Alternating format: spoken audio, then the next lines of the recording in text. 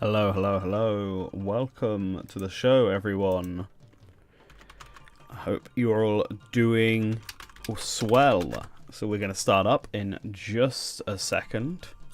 Let's change up some of the music and get some of that background music in and go join our guests for today. Got some good Mario 64 music to kick us off. Hope everyone's doing alright. Let's have a look at the guests. Hello, hello. Hello. Hello. Hi, how you both doing? Doing good? I'm doing great. Yeah. What about you, George?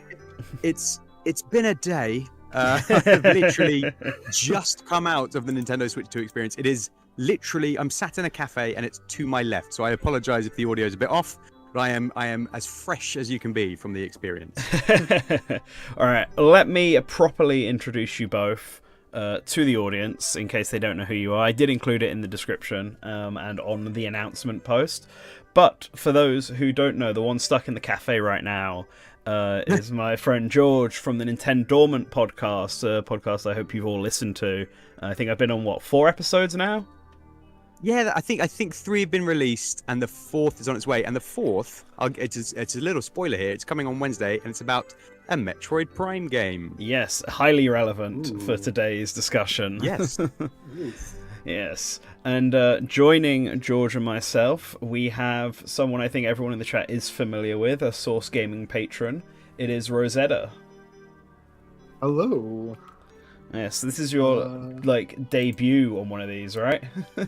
Yes, it's the first time I appear in one of these podcasts. Yes, I think all our patrons are slowly going to start just over time showing up now. I feel like you're like the 6th one to make a guest debut on something that's not a charity live stream as well.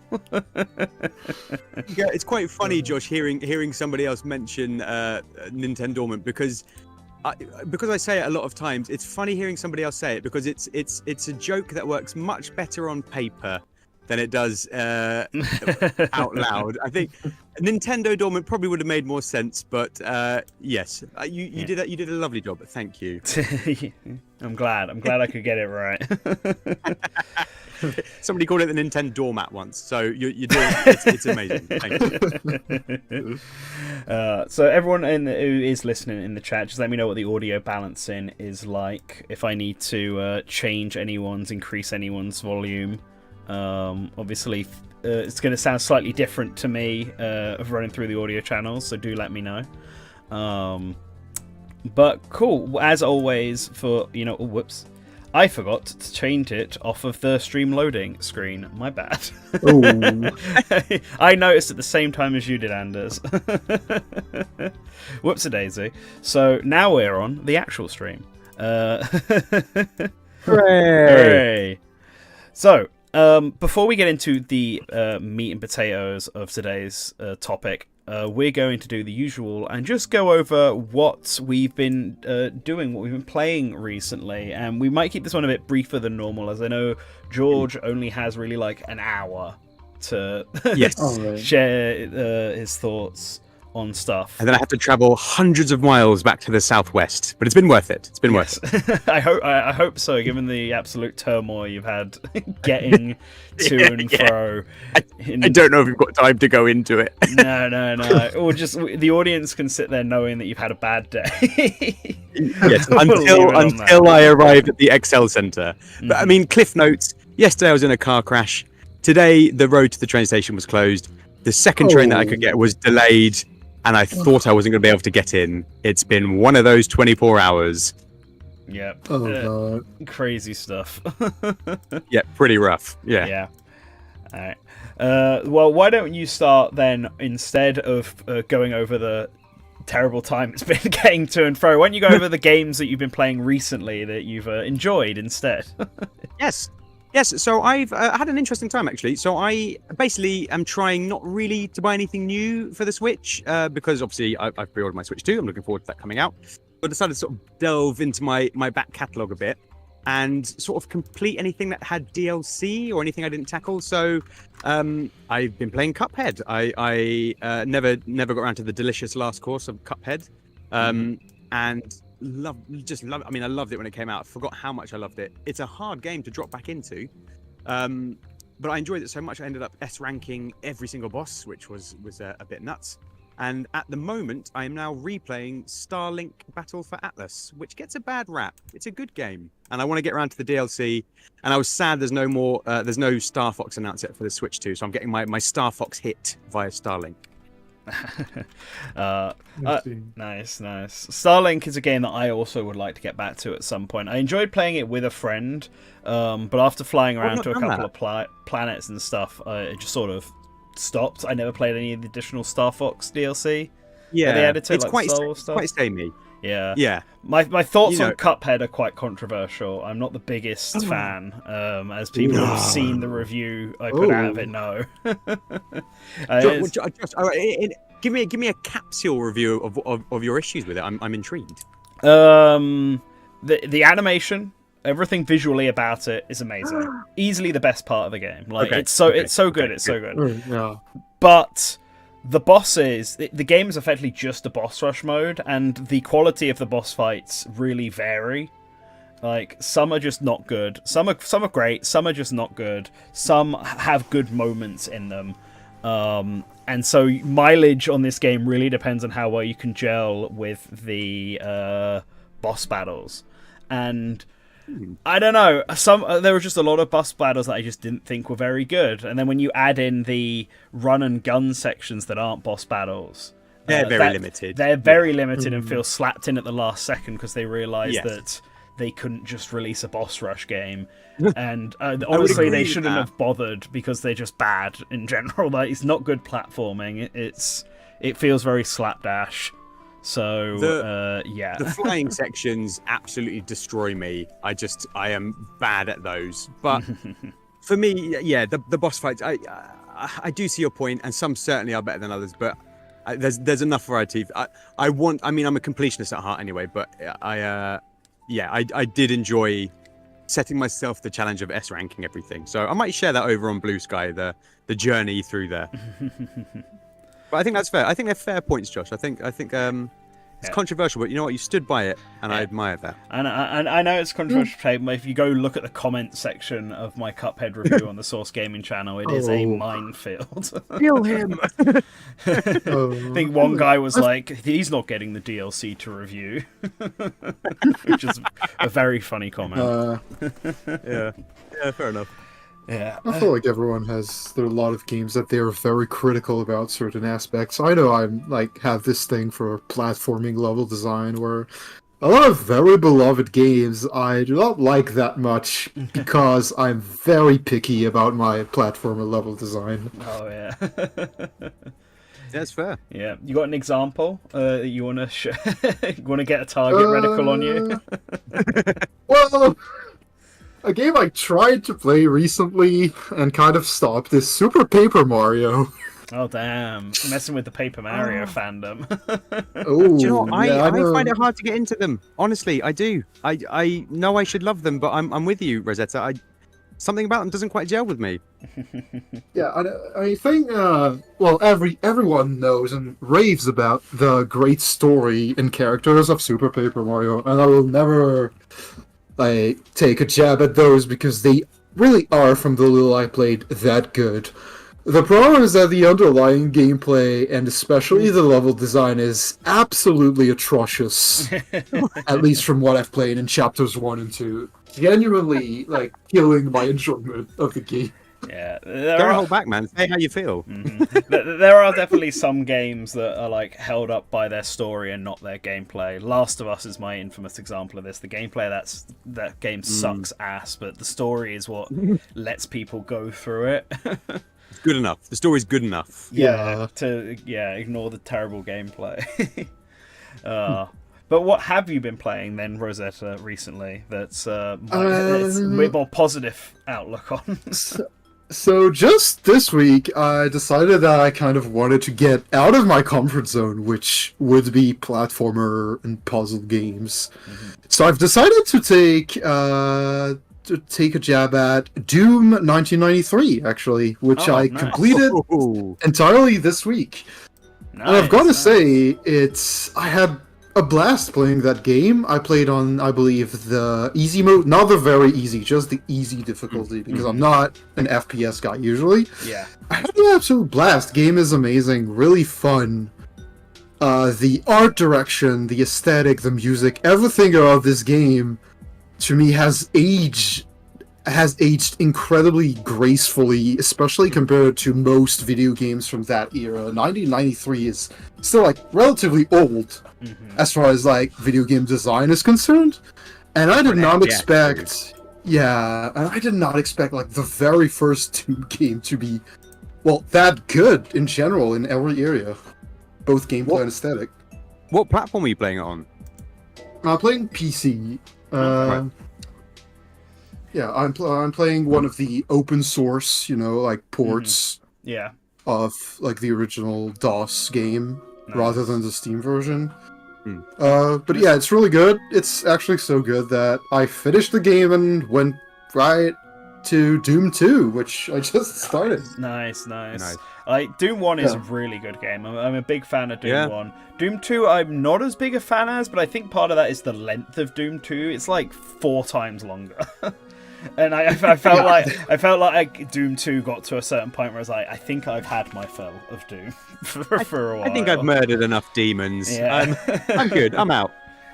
Yeah, I'm starting to feel a bit of the same thing, so I'm playing Doom 2 less often than I was playing Doom 1. Doom still 64 I enjoying need to pick up. Like, I had them all on Switch. I have Doom 1, 2, and 3 on Switch, but I got Doom 64 for PS4 because you got it as a free download when you got Doom, not 2016, but whatever the sequel was called. Eternal. Yes, when you got Doom Eternal, you got Doom 64 as a free edition. And nice. Everyone tells me Doom 64 is really good, but I've got the issue of I don't know, if it was on Switch, I probably would have played it by now. I probably would have even used the Nintendo 64 controller I have, but because it's on PlayStation 4, and I use that more so for just like Netflix and stuff like that. Not that I don't have Netflix, but watching stuff. I tend not to play as many games on it, so I keep forgetting about it. It's so weird talking about Doom 2 being a long game, right? Because what's the sweet spot? There must be such a headache when you're developing things. Because, I played Breath of the Wild for, I don't know, 400 hours. And I was like, I'd still play a bit more of this. But, Doom 2, which is probably, 4 hours? You're like, oh, don't know, it's a bit much. Don't know. I guess it depends on how much variety you could do in the game. True. Also, I think part of it is that Doom 2 generally has more contained, smaller level design, which means that usually the density of enemies in Doom 2 makes it so it's a more stressful game than the first game. So I think that plays a role in this. Yeah, for sure. I guess that, yeah. In terms of games I've been playing, I beat Croc on the way back up from London yesterday. Oh, yeah. Through all the Switch 2 excitement, I feel like a lot of people forgot that they released the Croc remaster on the same day as the Switch 2 Direct. I wonder where that got buried. Yeah. So I want to support Argonaut games because I loved Croc growing up, but Croc is one of those games where I loved it as a kid, and then when I tried playing it as an adult, I was like, oh no, this isn't very good. But part of the problem for that was the tank controls. And the remaster has tank controls as an option, but a big appeal of it was that they got rid of the tank controls and gave it tighter platforming, like more traditional movement controls, and that it's good. It feels really good, but it has quite a big knock-on effect with this game, where I'm realizing that a lot of the game, especially the boss battles, are kind of built around having tank controls, and so giving you the free movement completely destroys the difficulty in this game.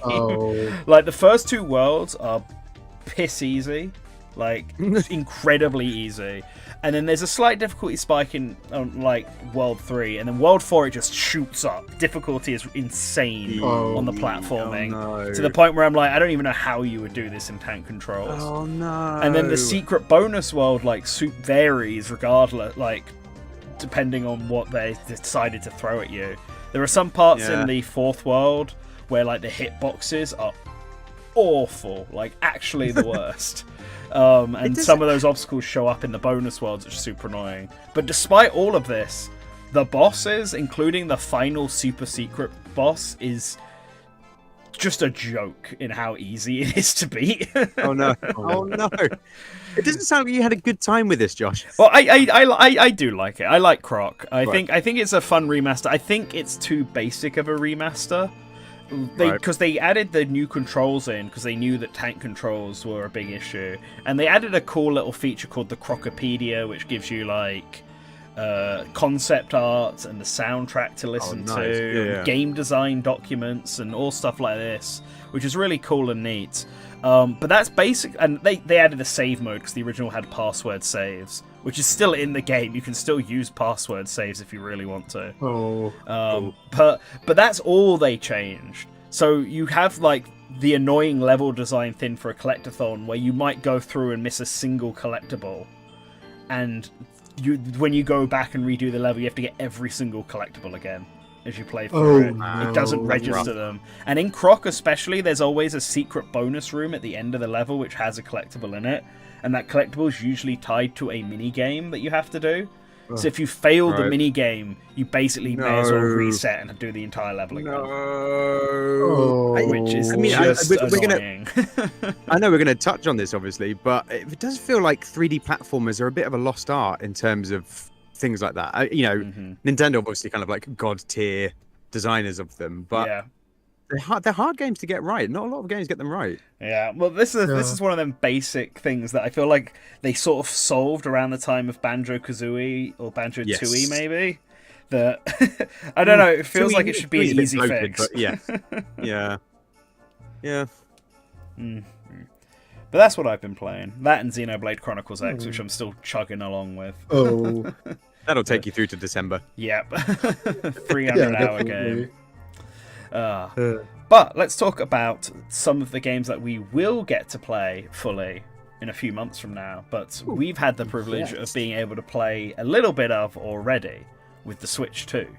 Nintendo upcoming sequel to the Switch, only a month and a half away, which is still kind of a weird feeling given that they only really just announced it properly. Yeah, it feels like a long time, but not a long time. Yeah. Yeah. So Weird. so all three of us have been there in different days for different amounts of times and have played a slightly different variant of games. So we're going to start with some of the ones that we've all played, especially as George will need to leave slightly early. But before we get to any game, let's talk about something we've all done, and that's actually hold the system itself and mess around with the system. And what do we think of the Switch 2 console, having held it, played it in its various different modes? I'm assuming, did you both play with the Pro Controller as well at some point? Yes. I did. I actually specifically asked when I played DK the first time. I asked the staff if it was possible to give me a Pro Controller station, and they did. Nice. So yeah. Yeah. So Yeah. what do we think then of the Switch 2, especially compared to the Switch 1? George, why don't you go first? It's really light. And I know that sounds like a weird thing to say, but it's really lightweight. I was expecting, with the sort of additional like horsepower and all that kind of stuff, that it would be like a bulky, more like a Steam Deck, really.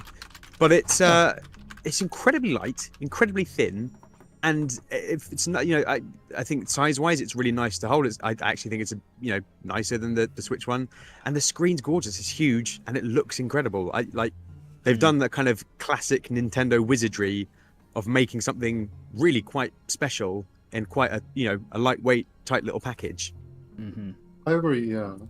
Yeah. I was very impressed in how thin it was. Having a Steam Deck Yes. and a Switch one, I'm sort of used to like a powerful Steam Deck being this big chunky device, and I almost want to say the Switch 2 is thinner than the Switch 1 somehow. I don't know if that's just making it up in bigger my and mind. wider. It feels like it, right? I think they said they made a point saying it's the same width, didn't they? But it feels really like. And I don't know. I don't know if this is a good thing. It feels like you could snap it. Like it's that kind of like lightweight. Yeah. It feels less dense than the Switch Yeah. one did. Yeah. And given the what this thing is like chugging, that's very impressive because it looks great. I played Mario Kart on the handheld a bit of Mario Kart on handheld, and it looked really good. Kind of to the point that, like, if you had told me this was like an OLED screen, I would have believed you. Like, I know it's an LCD, but comparing it to my actual Nintendo Switch OLED, it's not that much different in terms of actual quality. It does feel very similar, yeah. I felt like the screen was, like, at worst a side grade from the OLED screen, because I own the OLED as well. Mm-hmm. Yeah, I think it feels similar, sometimes better. It actually feels like it has more brightness to it. Yeah. The thing I've seen discussed is that the black levels are slightly worse, obviously, because LCD versus OLED, but I haven't, like, necessarily noticed it or complained about it. Yeah.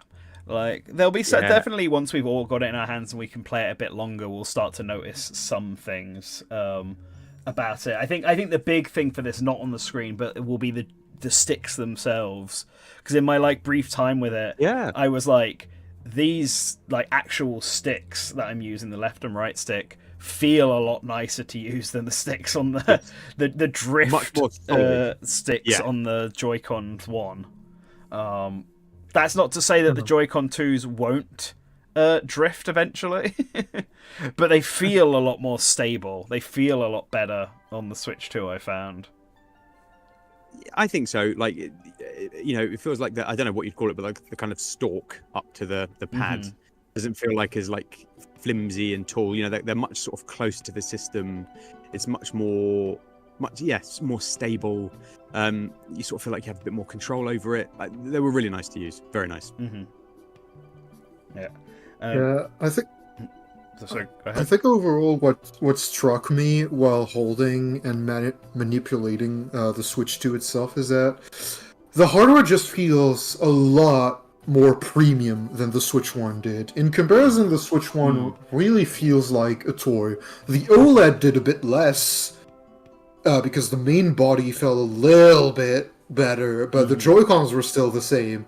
Here, both the Joy-Cons and the main body, as well as the various accessories, really feel like a tech device rather than a toy. It feels more premium. It feels like something that has value to it, quote unquote. Yeah, like maybe it's really nice. Like, maybe I'm just tripping with this, but I felt like the Switch 2 has, like, a matte finish kind of feel to it. Like, it doesn't feel like as smooth and plasticky when holding it. It's got a nicer touch to it. Yeah, yes, I'd agree. And the buttons are super nice and responsive. Obviously, I didn't disconnect the Joy-Cons from the Switch handheld. I think they would have got a bit mad at me if I did that. But I was disappointed we couldn't try that, though. Did you? I could try. Oh, they let Rosetta try. Yeah, in Paris, there was, like, a specific station where you could handle the device they did have that, but reconnect the Joy-Cons. They did have that in the London one, but they were just letting us take photos with it rather than disconnect anything. That's where the photo that's in the thumbnail comes from. It's me at that station as I'm leaving. I was like, let's get a photo with the Switch. Maybe I could have if I'd asked, but everyone else was literally just there taking funny photos and shots, and I was like, yeah, I'll do that. I suppose it made sense. Part of me, I've got my OLED in my backpack, and a small part of me thought, I wonder if I could switch out, no pun intended there, switch out an old Joy-Con and just, like, pill for a new one and take it home. Then I realised there's absolutely no way to connect it, and it's smaller, and I would probably get arrested. So I decided not to. I think that last point is probably the most important one. That's the key. Getting home to my children and not being in prison for attempting to steal a Joy-Con was kind of the driving factor there. So, from playing around with those Joy-Cons and disconnecting them, the connecting mechanism actually feels good and reliable this time. Aside from the Joy-Con sticks, the attaching mechanism on the Switch 1 is probably the weakest and flimsiest part of the device. It's the second thing that breaks right after the Joy-Con sticks. It's really bad. The entire device, when the Joy-Cons are connected, really feels unibody. There's not barely any wiggle. Like, you can't even feel it. The mechanism, like, I disconnected the Joy-Con and reconnected them repeatedly. It feels good and it feels sturdy. I think they fixed those design flaws. Can I ask you guys a question? Yeah. Did you? So I played the sort of 24-player knockout mode on Mario Kart. Absolutely fantastic. I don't know if you guys did too, but obviously that gets quite tense. You get quite tense while you're playing it. Did you find yourselves tapping the sort of, I think they call the G triggers on the back?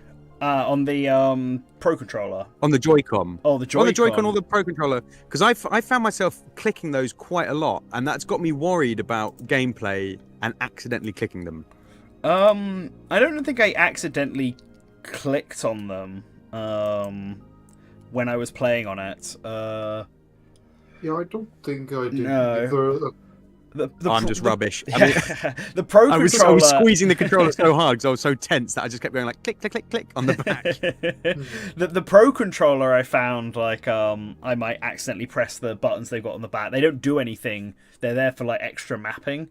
So if people want to map, maybe I'm misremembering. Maybe it was the Pro Controller, but I definitely found myself clicking one of them and thinking, if this does something, I might be in trouble on certain games. Useful to note is that the base Joy-Con 2 grip that's included with the Switch 2 does not have the GL and GR grip buttons.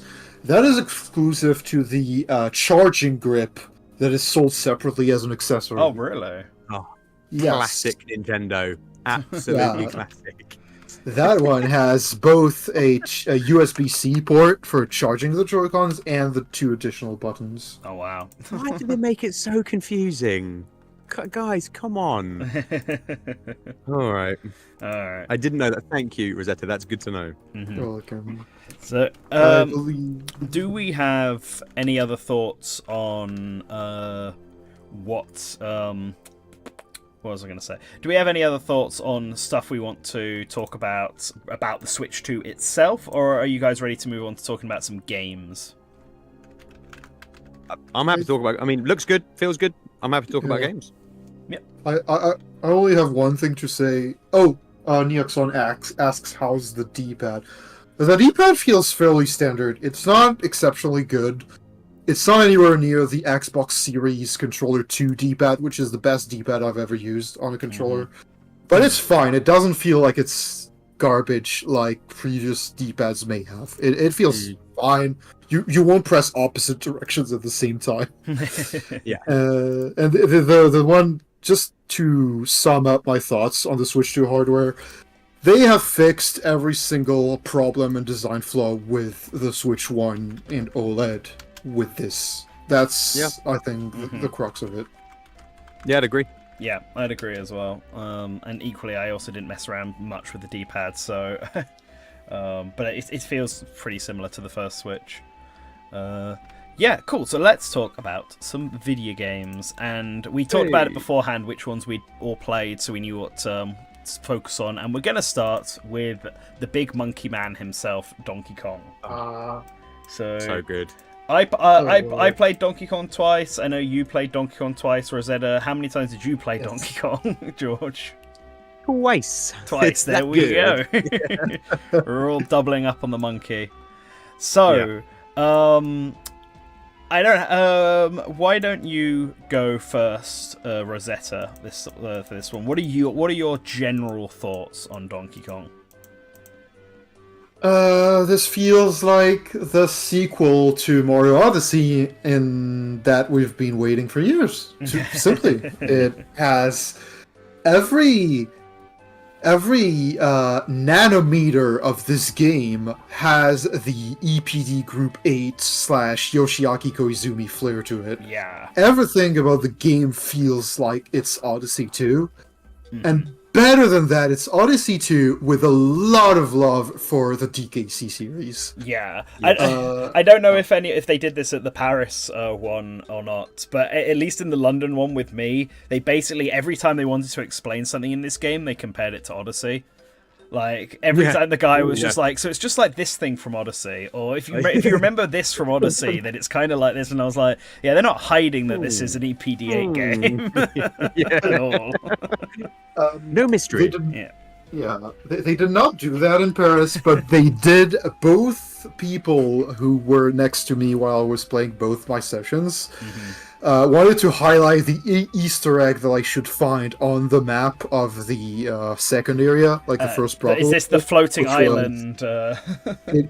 It is, yeah. the character on the floating island. Yes, they did the same thing for me in the first game. I feel kind of bad for the guy in the second game because I saw everything in the first demo. I only went back to the second one to just see if I could find any secrets.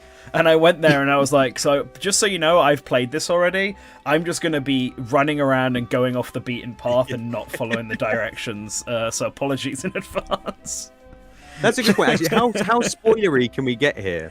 I think so. I mean, it's basically just the tutorial level, and then not a lot. what might be the first level. I'm not even sure if it is actually the first level. They call it sub-level like it. 100, but it's definitely not level 100. Yeah. So They did, like, I believe the pause screen text, or like loading screen text, did say it was the first level. It's like the first sub-area of the first level of the game. yeah, well, because you have I think something like that rings a bell. Yeah. Because, well, the only thing that makes me question that is when you're in the mines at the start, you don't have the little rock buddy with you. But when you enter the first level, you do have the rock buddy with you now. So there must be something in between. So I mentioned this because when I was playing it, the guy was telling me obviously about the moves, and you can pick up rocks. You can like literally rip rocks out of the ground and throw them. It's Yeah. awesome. They're your best friend in this game. And I said, you can pick up purple ones which explode. And I said, oh, I've got like one of those little purple guys on my back. And he said, oh yeah, he joins you in the cutscene before it.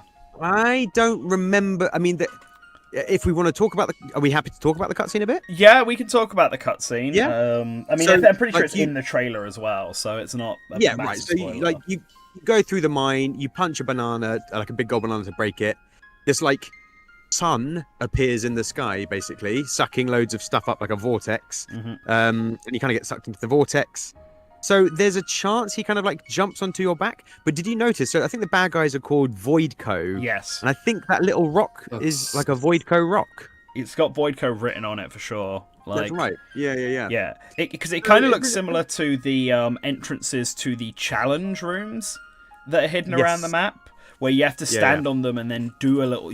Press the L button to whistle a song with your little buddy, and when you do that, then the challenge rooms, all the Voidco stickers over them, like rip apart, and then you can like ground pound and enter into the into the different challenge rooms. And most of those challenge rooms I found were like either a battle where you have to just defeat X number of enemies in a time limit, or they're like platforming obstacle course rooms, and those ones are a bit very Odyssey, almost.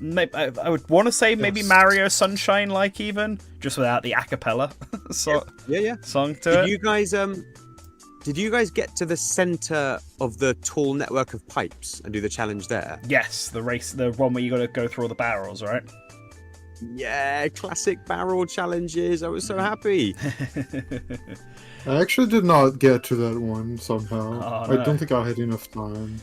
Did either of you well- did either of you find the banana right at the start of the level by just going down? Yes. Apparently, I was the only person at the show to figure that out. Yeah. I mean, we haven't really touched much on the gameplay. It's mad, isn't it? Like, it just feels so open. You really can just go anywhere, and the fact that you can punch up, punch forwards, and punch down Yeah. is absolutely. It's mad. I mean, there were a couple of times where the camera just didn't know what to do, because I thought, right, I'm just going to smash through this as fast as I can. And, I was basically stuck behind the wall, and the camera was going, oh my god, I don't know where you are. I can't see you. Yeah, that did happen to me a few times. Because when you're plowing and digging through the ground and punching through rocks and walls, it's very easy for like the rock wall to just get in the camera's face, because you're behind it punching through everything, and it will it tries to fade out everything around you so that you can only focus on what's immediately in front of you, but it still ends up with stuff blocking the path. But I think nice. in those situations, I'm just going to keep punching forward. I know where I am logically. It kind of filled my nostalgia hit for N64 cameras, which is quite nice. I mean, I don't think that's a very good sign for anyone else. No, it wasn't that bad. It wasn't that bad. So Neoxon asked if we found any Odyssey-like movement tech, and I wouldn't say this game really actually plays like Mario Odyssey does. So, like, the closest I would say the two have is the rolling mechanic, which is already a Donkey Kong Yes. Country staple. The ability to I roll through wanted to things. touch on that. Mm-hmm. So the rolling. Okay, so DK Bonanza has a button which is ZL, the left trigger, which is assigned to only one action, which is rolling. And the rolling there in 3D feels almost the exact same as the rolling action from the modern DKC games, and I thought that was amazing. It feels so good. Yeah. You can roll jump. So during my second session, I speedran the tutorial level, right? Because I wanted to get to the proper area to find things. I roll jumped like I was playing Returns or Tropical Freeze. I did the same inputs and worked so well. Sometimes it even felt slightly better. And the great thing is that you can even cancel the roll into any of your 3 punch actions. So the punch up, punch forward, or punch down. There's no like delay. You just cancel the roll into that. Mm-hmm. Yeah, the rolling was super fun. There's a lot of little extra stuff that you can do. If you press the R button, Donkey Kong like pounds his chest like a gorilla. Which I just having a dedicated button to go big monkey mode was great stuff. I think that it kind of almost feels a bit. I mean, I'll get back to the Odyssey thing in a sec, but it feels almost a bit like a sort of mix of Odyssey and Breath of the Wild in a weird, or maybe more Tears of the Kingdom, in a weird kind of, you know, that you can just scale anything, you can sort of plunge down through stuff. It felt like nothing was off limits, tied with that kind of more platformy style of gameplay. And I don't want to oversell it, but like that, you know, to me was like, wow, that's, you know, the two things I love about those two franchise entries combined here. It was just, it was awesome. It was an absolute delight to play. I'd say the climbing mechanic is the other big thing in this game, because unlike most platformers where it's, you know, jumping and wall jumping and stuff like this, Donkey Kong can just climb over almost any surface. Yes. If the surface is too shiny, he can't climb on it and he'll slide down it. But otherwise he can climb up, down, underneath things. Like one of the challenge rooms has a bunch of enemies you have to fight, and one of them are on top of a bridge and the others are like hanging from below the bridge. And you have to like climb down and then climb under the bridge and start punching things from that angle. And at one point I was just like, because I was like rushing through looking for secrets, I was just like climbing along the side of the level, because it's basically a floating island. Yeah. And I was just climbing along the edges, punching stuff as I went to like dig out the fossils and stuff that were in the, walls. Loads of people have seen it, but that room where you've got the 3 enemies and you've got to like defeat them in 30 seconds or whatever, I ended up basically like being a bit too keen and rolling off the edge. But then it wasn't the end of the challenge, because I was like, oh, and I turned quickly, and basically DK ended up clambering back up the wall. And I thought, that's awesome that I can fall out of the arena and just climb back up and carry on and not have to worry about it. Yeah. The auto climbing is really nice touch. It flows really well. It's basically an evolution of the way climbing works in Returns and Tropical Freeze, essentially. Yeah. Josh, you found quite an Odyssey-like thing, didn't you, with the Grate? The Grate. Because there's that one in New Donk City. Am I remember this right? Mario Odyssey, or am I confusing it with Mario Sunshine? We're climbing underneath the Mario the level. Sunshine, I'm pretty sure, is the one with where you're holding onto a grate at the top, like stuff like Delfino, whatever the port town is called with all the ships. Is there not one in Odyssey as well? Am I Maybe there making is. that up? I think there is. Yeah, there might be. I think. It's the same devs, isn't it? So. Yeah. There are like I will say there are hidden bananas and stuff like in the obstacle course room. The whole obstacle course is holding onto a grate and climbing forward, dodging walls as they come towards you, or actually, as I discovered, punching through walls, because there's a secret banana in that area that I was dedicated to getting, where you just have to there are little holes in the wall that the game wants you to go through so that you don't get pushed off of the stuff, but you can just punch through those walls, and I saw a path I really wanted to get to but no hole to get to it, so instead I just went forward as just persistently, and when I hit a wall, I just kept punching it constantly until it broke, and then went forward a bit more and kept punching it, and it eventually paid off because I went round a corner and there was a secret banana there. So good, And I was so like, good. Yes. I'm going to call something, and it's quite big, and I think you're going to disagree. I have a super sneaky suspicion that we might have Kremlings in this game. Do you guys agree with me? I actually do, and there's one specific moment in this game that I noticed. What's that for you? It's there are these enemies in the game that are like these big rock. I guess they are crocodile heads, like rock crocodile heads. And when you break them, one of them you have to break with a bomb, but the others you have to break by punching them. They explode, and what they leave behind is a skeleton, a golden skeleton that is very clearly like this ghost skeleton Kremlins from the Donkey Kong Country game. It has the exact same design. They have the same kind of pirate sword as well. They're just a gold skeleton. I don't know what the official term is. And then it runs at you, and then you punch it, and it just shatters. That is a big fan theory that a lot of people are subscribing to, and honestly, I buy it. I agree with the arguments. There's also the Cranky. Oh well, I guess we can talk. I mean, I think everyone knows Cranky's in it. Yeah. Everyone knows he's there.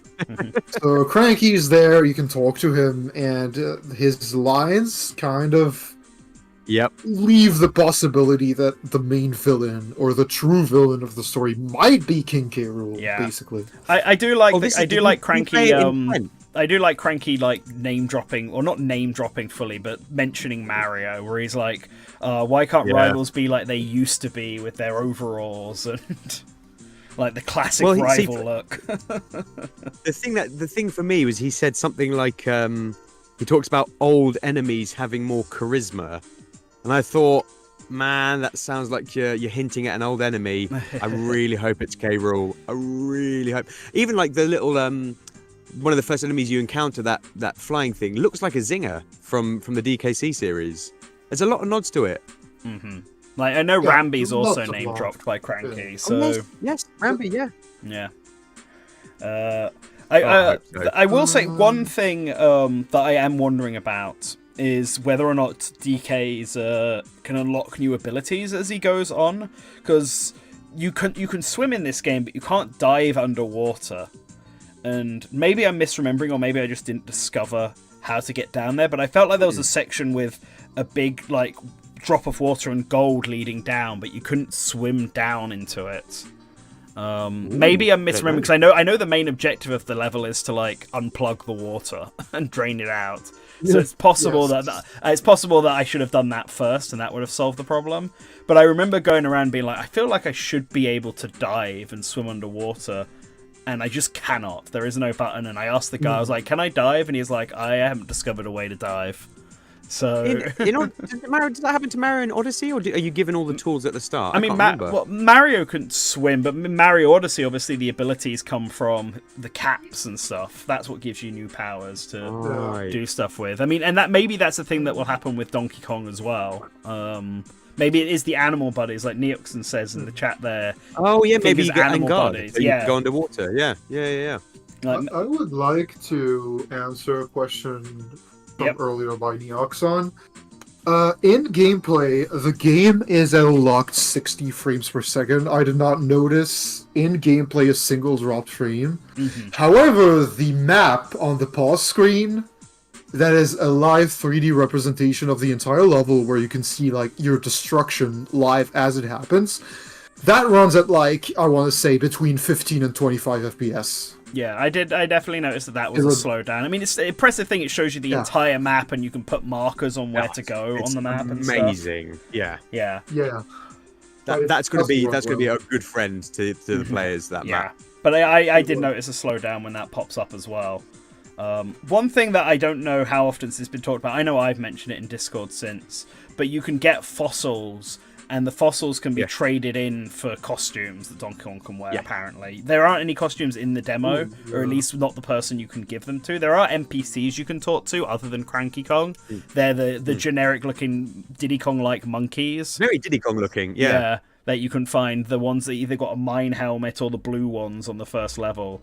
Called salvagers or something, aren't they? Salvager monkeys or something? Yeah, I they were think referred so. to. But none of them would give me a new costume. But apparently you can trade the fossils for costumes, so I'm guessing it's the same stuff as what Mario Odyssey had.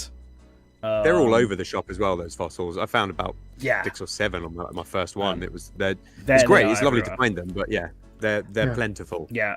And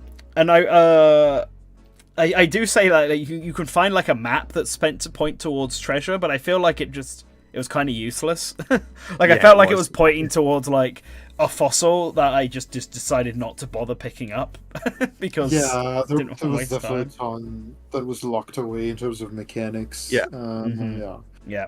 I guess one other thing I am wondering about is that banana I found by just punching down from the starting spot was clearly at the end of a different section. Like, 'cause I ended up doing it in reverse, and you're clearly meant to like jump down off the cliff, turn around, punch through a very thin wall, and then go through, Right. defeat a bunch of the octopus enemies that appear, punch through another wall and find the banana. But I found it by ignoring all of that and just punching down. And it does make me worry that like we might have a Zelda situation where the game's maybe a little too open in how it lets you get stuff. Because Donkey Kong can destroy almost any surface.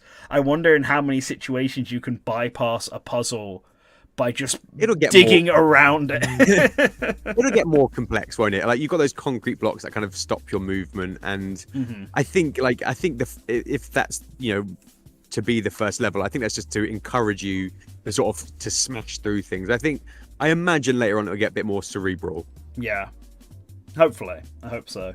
There's a lot of gold in this game as well. The golds effectively function as the same as the coins do in Mario Odyssey, and if you die, you lose coins and get dropped back. And again, another Mario Odyssey feature that they've brought back for this game.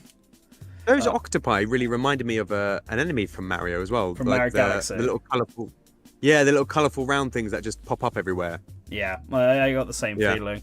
I actually think there is a good shot we'll see Diddy or Dixie. The way Cranky Kong was handled in that first level, Definitely. right? Like he's just there on a floating island, and to get over to him, you have to pick up a rock and throw it at this sort of blurry thing, and whatever you hit that thing with, it becomes the same type of object as what you threw it at. Oh, that's cool. I didn't know that. Yeah. So, because I found that because the guy told me. Because originally I didn't throw anything at it. I tried to jump on it and just fell right through. Like he was midway through trying to explain it to me, and I just ignored him and went for it. Yep. But yeah, if you throw one of the explosive rocks at it, it will become just a big explosive rock instead. Here's a thought. Yeah, I wonder if, because I reckon. Oh, sorry. Do you want to go? Yeah, I wanted to say the throwing action, which is bound to the ZR button, was very interesting to me because there's a lot of things you can do. So by pressing that, you can basically like tear a chunk of the ground or the wall off, and then use it as a projectile. You can either like throw it like a normal action, or you can hold the button to like aim, or I think it was pressing it again to aim with the gyro. Yeah.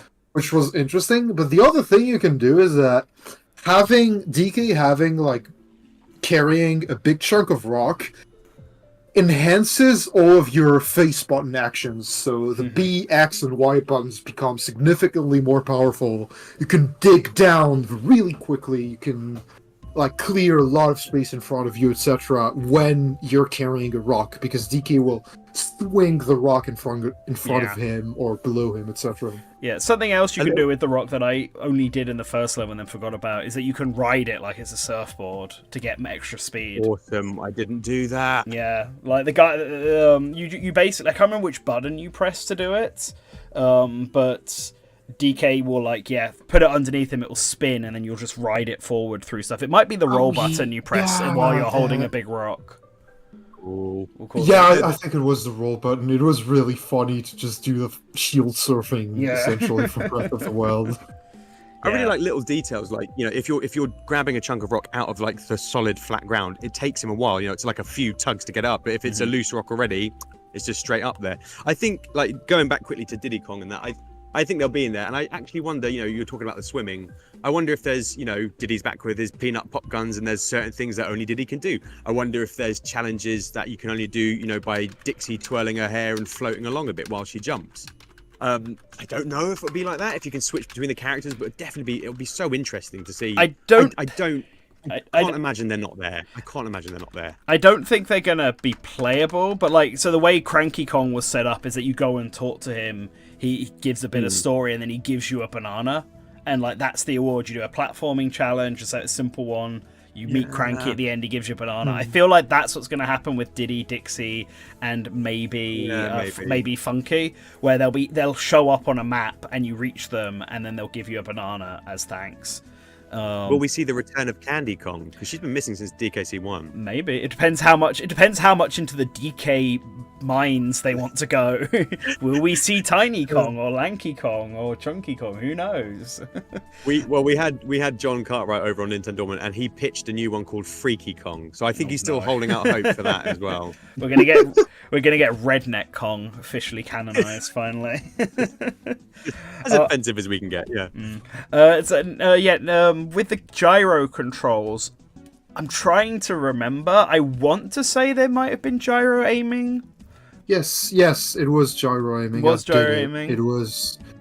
And I'd like to say, actually, the gyro on the Switch 2 controllers, both Joy-Cons and Pro-Con, feels significantly better and more precise than on Switch 1. Yeah, the only game I distinctly remember the gyro in was Metroid Prime 4, which we'll talk about in a bit. But like, I know I sucked at the aiming at Donkey Kong, I can tell you that. I only just barely completed the combat challenge where you have to grab the rocks and throw them back at the enemy. Oh god, I know. It was so embarrassingly hard for me. I thought, oh, this is going to be an absolute cakewalk, and I got battered. It was quite depressing. Are they dual sense level of gyro? I don't know. I would not know. I do not. I have not tried the DualSense. Yeah, I only same. have I'm the afraid. Xbox Series controller. So, do we have anything else we want to talk about with Donkey Kong? I feel like we've gone over quite a lot extensively. Or does anyone have any comments that they want to ask us more about Donkey Kong or questions for us? But I feel like I've gone through everything I've remembered on every note I took. I think like to summarize it, it'd just be like, it feels like it's going to be, like I said earlier, really sort of taking the best of Odyssey and Tears of the Kingdom, the sort of the new kind of style of Zelda, of having like a really polished moveset. You can do great platforming, and I think you said, Rosetta, like, you know, flowing. You can just flow from one thing to another, but also just having that openness, and Odyssey had that as well. But the fact that you can climb up things and just explore just where you want to go makes it feel like it's going to be a really exciting and really open game, and just a great game to explore. Yes, I would like to still like reinforce the fact that it also takes a lot from Donkey Kong Country, from that series. It is not a Jungle Beat situation where they kind of forgot about that for various design reasons. No, DKC is very much there. It's in the moveset, it's in the NPCs, it's in the collectibles, etc. Yeah. This really feels like a merger of Nintendo DK and Rare/Retro DK. Yeah, I mean, it even says "Oh, banana" whenever you pick up a banana. Like, they know what they're doing. There's a lot of love for it. It's nice. It's nice to see. Yes. All right. So Donkey Kong yearned for the mines, and he got a big blast from it. Let's move on to talking about a different game. This one is going to be one. Do you think the game pulls more from Rare or Retro? I mean, I guess Rare. I can't think of anything that's got retro specific. Like, there's no Snowmads or Tikis or anything. Yeah. The roll move feels very retro. It feels the same as those games. Yeah. So I think mostly Rare. Yeah, it's certainly like, I think Retro. I think there's a definite, you can sort of notice the split between the Retro and Rare DKCs. I think the Retro ones are a bit tighter. You know, obviously that comes from being later entries and better hardware, blah, blah, blah, blah, blah. But I think they're sort of tighter games with more interesting controls every so often. I miss the Animal Buddies and I miss the sort of variety. But it's certainly it feels like it's a kind of return to the cartoonish charm of Rare. I think Rare really nailed that with DKC. Give it so much personality, and it felt a bit sanitized when Retro took it. Not loads, but just a bit. And it feels like it's pulling back more around to that kind of wacky. Wacky sometimes doesn't sound like a great word, but like, you know, the animations are great because they're just off the wall and silly and full of life. So I would say it's got the kind of personality of Rare and the tightness of Retro. Great. So, Yep. I agree. next game I want to talk about is one that Rosetta didn't get to play, but both George and I did, and that's Dragon Drive. Dragon Drive. And while George is here, this is one this is the only chance I can talk about it. So Dragon Drive is, I guess you would call it, their ARMS equivalent for the Switch 2. It's it's like the new IP sort of... that's based around the new controller gimmick being the mouse mode. I don't know which team is making it. I feel like it's the same team that did Ring Fit Adventure, just sort of based on how the models look and how the game feels. But yeah, I'd maybe go with that. Yeah. It's a new basketball wheelchair game. Well, it is. It's wheelchair. I mean, it is wheelchair basketball. That's exactly what wheelchair skateboarding be on, basketball. like, be on Because you it. can swing off you can ride off the ramps and stuff like that. That's true. What did you think of it? I'm really curious to hear what your thoughts. I'm not good at this game. I've got weird mixed feelings about this game. I think it's one of those games where if you are if you can master the controls of this game, which are obviously all based around the mouse mode, and the demo it gives you a ton of like tutorials about how you should use the mouses and what you want to do to turn and go forward. It's a very long tutorial, but it feels like the sort of thing that once you master the game, it'd be really fun to play. It'd be really good to mess around, get really skilled points. Like I was constantly trying to go for dunks and trick shots and stuff while I was playing. And I think once you got that down, it would work really well. I'm not very good at it though. I played this by using the mouse on my legs instead of on the mouse mat that they gave me because I found that a little easier. But I also found that the way the game works is it registers whether or not you're in mouse mode or you're not, and depending on if you're not, you can do stuff with your hands. Like you can actually clap if you put the Joy-Cons together in a clapping motion. You can wave and high five people using motion controls. You can like spin the ball on your finger by, I think, lifting with the one Joy-Con up and pressing maybe the brake button or something on it. I can't remember what it was, and they'll spin the ball on your finger. Yeah, you can do like a 180 if you just smash one of the brakes on and like the left or right wheel, and it sort of spins you around. Yeah, you can do quick turns by like holding the brake button and spinning with doing the mouse on the other. And so like there's a lot of cool little things you can do there, but I did find a few times I would be like doing mouse mode and then I'd accidentally maybe lift a mouse up too much or maybe twist it slightly. And it would suddenly like my right hand would just go into not doing the wheelchair spinning anymore, and that caused me to lose my momentum or turn, and that was really frustrating. It was frustrating. Like, so I'm going to caveat all of this by saying we and boasting a little bit. We got a 14 point to nothing shutout, and I scored a 3-pointer. So I was very happy. You did way better than I did. We lost completely. So like the controls gelled really quickly. You know, I mean, this is a weird thing to say, but if you've ever been in a wheelchair, it works exactly the same way. You know, if you spin one wheel backwards and one wheel forwards, you'll turn the way that you're pushing forwards. It's all like logical. For me, this is a game where if you have 6 people in a room and you all have 2 Joy-Cons, you're going to have a great time.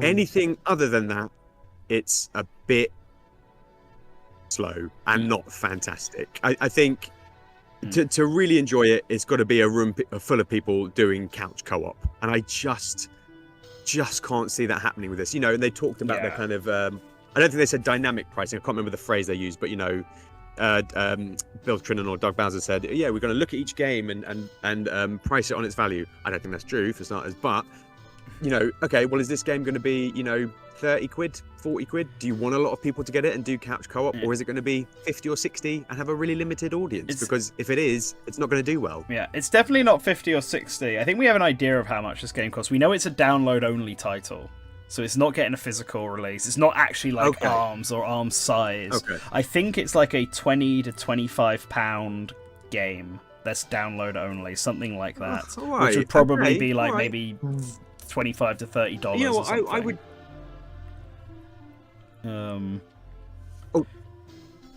Sorry, were you trying to say something? I mean, I would pick it up for that. I would, and sorry. Yeah, no. Oh, so you got me. So, yeah, you. Yeah, sorry. Yeah, I would pick it up for 20 or 25 quid. And I've heard a lot of people have been, I mean, no pun intended, dunking on this game, but saying it doesn't look very fast. And I think in terms of the speed, it could be like a smidge faster. But to be honest, I think it's actually, once you've played the game, it does play at a good speed, because it's any faster, it might be a bit too chaotic and too hard to control. Yeah, I'm gonna say I wouldn't want it to be fast. I wouldn't want it to be faster. I found it hard enough to control and turn and stuff already in this game. I don't think I could handle it being faster than it is. No, and the speed that it is allows a bit of strategy. We basically figured out, like, okay, we've scored our points, like everybody's just wheel backwards and protect the ring, and make a little sort of defensive triangle. And then, if somebody's going to go do a steal, if somebody else just shoots up the court, you've got like a straight pass. So the speed of it allows for strategy. It's a good game. I wish there was more interesting characters to look at, and if it's affordable, I think it will do well. But anything above 30, because it's going to live or die by couch co-op, I think. And anything above 30, it's just not going to go anywhere. Yeah, I think this is the sort of game where I'll probably buy it or get it to review and play it once with friends. And it really depends on how much there is. Like, if it's just basketball, with generic looking characters like this, I'm going to lose interest quickly. Now, if I can customize the characters, if I can pick their colors, if I can change the helmet shape, if there's varying different mini games you can play. Yeah, it kind of gave you a random cat helmet or something. So there's clearly some variation, but I don't know if that's some a choice you get.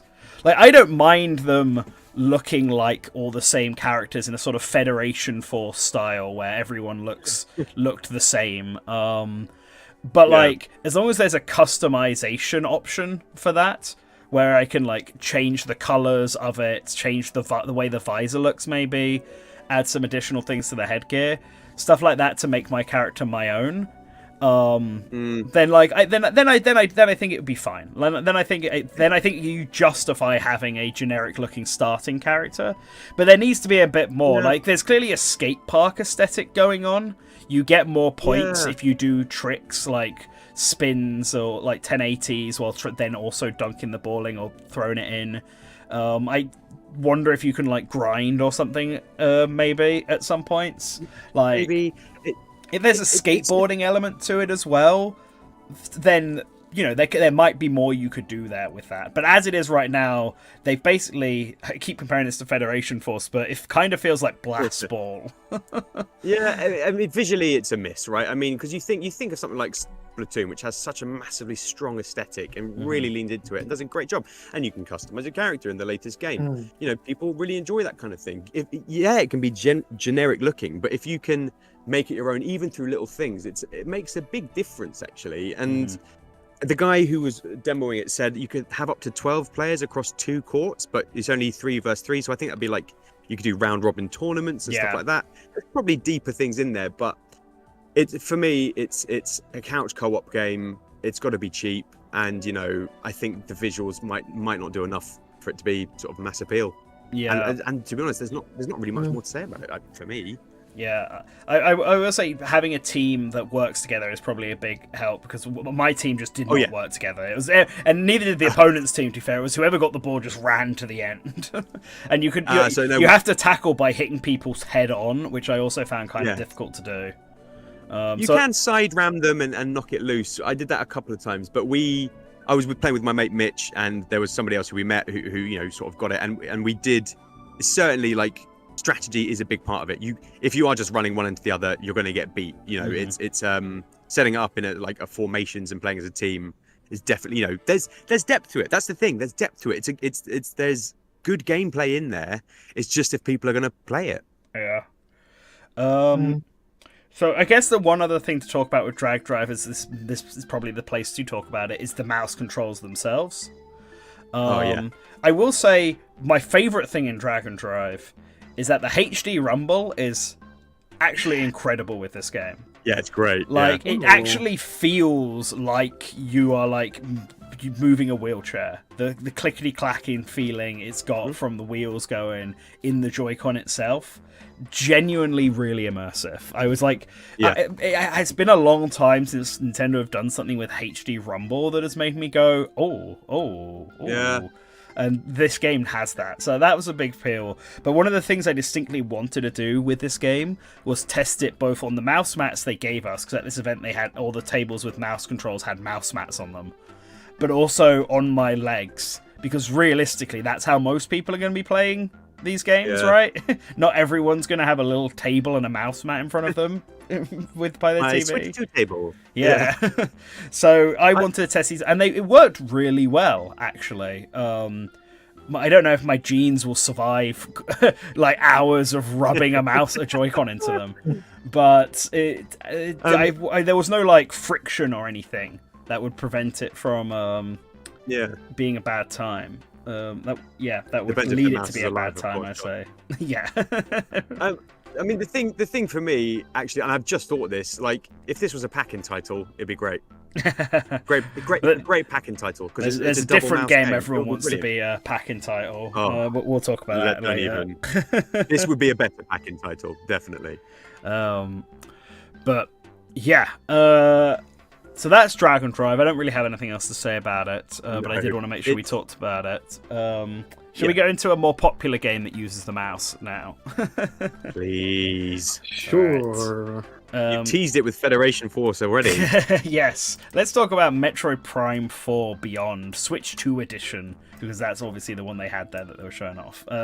So good. So good. So Rosetta didn't get to talk at all in that last section because he didn't play Dragon Drive. So we'll let you go first with Metroid Prime 4. Alright. Prime first. So I have actually, despite liking overall like what the universe at a surface level of Metroid, I have never actually like played a Metroid game properly before playing that demo. So really?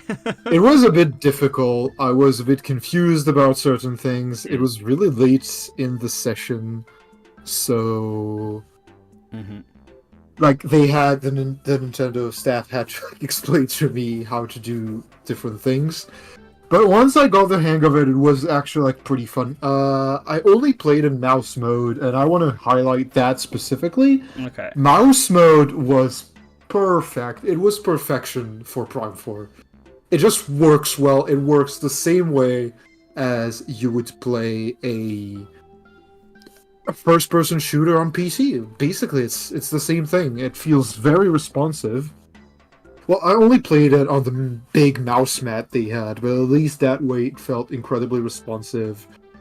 No real delay. You could really like aim as you wish, etc., etc.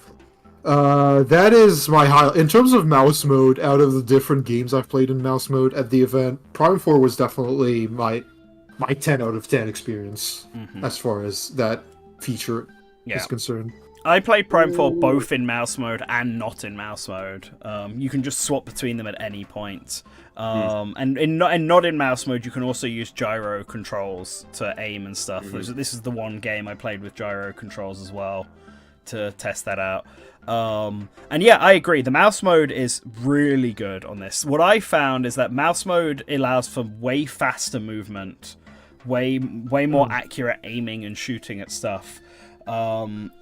Whereas I found the non-mouse mode, I know, slightly more comfortable to hold, and that could be because I'm more familiar with how the Metroid Prime previous games work. Like when you go into that form and you're playing traditional controls with gyro as support, it feels like all the other Metroid Prime games. where obviously when you do mouse mode, it feels like a first-person shooter mouse mode with a lock-on feature. The one criticism I do have of mouse mode on this, and I think this is a common fear people had with the mouse, is I kind of had to have like a claw grip over the Joy-Con itself while playing this. Which was actually advised to me by the guy from Nintendo who was next to me, where he's like, all right, so what you want to do is put your middle finger on the right trigger, because that's your beam, and then you want to put the index finger on the R button, because that's your missiles, and then you want to use your thumb on the side to press Y and X, because Y is Morph Ball and X is Scan. And so, like, you have to use the side button to get everything like that. So I found myself, like, I found it just ever so slightly difficult to press the Morph Ball, or the scanner especially, because it's mapped to the X button. Yes. And like as fast as I would want to. Yeah, go ahead. Like I'm right there with you, Josh, and I think a huge frustration for me. So I really like mouse mode, but for me it feels like normal mode is for exploring and mouse mode is for fighting, right? Because the amount of times I would just like basically you hit the left trigger to put into scan visor. I think it was the left trigger to put into scan visor. I'm pretty sure you press the X button to put into scan visor, I'm pretty sure. You can, but you can also hit the left trigger. So I was using that, but then you can't use that to scan. You then have to hold down X to scan. Well, there we go. And I kept it was, and I just thought, why can't it be that the left trigger you tap and then you hold it down to scan? Because actually I kept putting it into Morph Ball. I kept doing things I didn't want to do because it was in a mouse. So I was thinking, this is really frustrating. It's great for like quick aiming, taking down the pirates. That's all fantastic. But with the exploring, I found it really frustrating, mouse mode. And I thought just small tweaks to how you input the controls, or I don't know if they're an option. It might be an option to do that, but all you need would be small tweaks to be able to customize it, and you could stay in mouse mode the whole time. But for me, there's no way I could play that whole game in mouse mode. Yeah, because you also need to press the A button to jump, right? So, like... Oh, my God. And that's another button that you'd have to do. Yeah. So you'd have to do so much stuff with your thumb on its side. And then obviously, like, if it was a regular mouse, which my mouse has buttons on the side, but because a mouse is wider, it feels like it's easier to do, whereas the Joy-Cons are quite thin. So two of my fingers are sort of just curled up on the side of the Joy-Con. And it's just like, not as comfortable as I'd like it to feel. It slightly misses the mark for me. Which is a shame, because I do think that mouse controls are very responsive for aiming and stuff like that. Like, it's super natural to do. Yes. And this game's 4K, 120 FPS. Yes. Like, the game looks incredible and runs incredibly smoothly. I don't remember any kind of slowdown or anything like that going on. It's a beautiful looking game. No. But yeah, I said to the person demoing it, I said, I'm a massive Metroid Prime fan, and I almost felt like crying when just watching the opening video, because it's just the battle between the space pirates and the Federation. And I love that the golems are back from Federation Force. They didn't forget about them. I was going to bring that up in a bit. They brought the big bloody robots back from Federation Force, but you get to see them from Samus's perspective, so they're massive now. They're huge. And we never talked. We recorded our Federation Force for Nintendo before we got the trailer. I was so gutted because I was so happy they were back. But it looks. I was told that we were playing 1080, 120 frames, and there's obviously a difference between gameplay and the cutscenes. But even in that mode, the cutscenes were absolutely jaw-dropping. They were incredible. Get to see Silex fall on his ass in full glorious. That's great. 4K. Graphically, I was just blown away. Apparently, there are quite a bit of upgrades in terms of graphics on the Switch 2 edition. Notably, one thing I've noticed in comparisons is that the Switch 1 version will have more fog in various scenes to quote-unquote conceal textures, etc. Whereas the Switch 2 doesn't have any fog. You just get the full resolution textures and the full quality environments. It just looks... I don't know, it's one of the best looking games I've ever seen, despite the weaker hardware it was designed for. Yeah, I would say it's the best looking game there. I think of all of the Nintendo games they had there, I think this is the best looking one. It's It's awesome. really good. I'm glad you did the scanning as well. I was like one of the only people who actually went into scan mode, and I had to make sure I scanned the boss. And I did it, and the guy next to me was just like, the guy from Nintendo was there with me, was like, I didn't know you could do that. Yeah, I had a similar experience. Like, can we talk a bit about the boss? Like, light spoilers. Yeah, So, that's fine. I do it. Go on, The boss was called Abrax or like Abarax or something. Mhm. And I really like, obviously the bosses in Metro Primes have names, but I thought I really like that it's a space pirate, a big old space pirate with a name, which makes me really hopeful that they're going to have new, like Kraid and Ridley style, interesting big bosses to fight. Yeah. Do you remember what it said when you scanned the boss, Josh? A particular phrase it mentioned that had, the process it had undergone. Was it the same one from Federation Force, by any chance? I can't remember, but it said the boss had undergone Metroid fusion, which made me Oh, right, yes. so Oh, that's what you meant, happy. yes. So happy Yes. it said that. So to clarify that, what that actually means, the boss fight starts with this big guy dropping down with a bunch of space pirates, but then a Metroid flies in from up screen as well, goes straight into the back of this giant space pirate and effectively fuses with the space pirate, and then the space pirate starts getting these big Metroid-y blobs over it, which acted as its weak point that you need to aim for.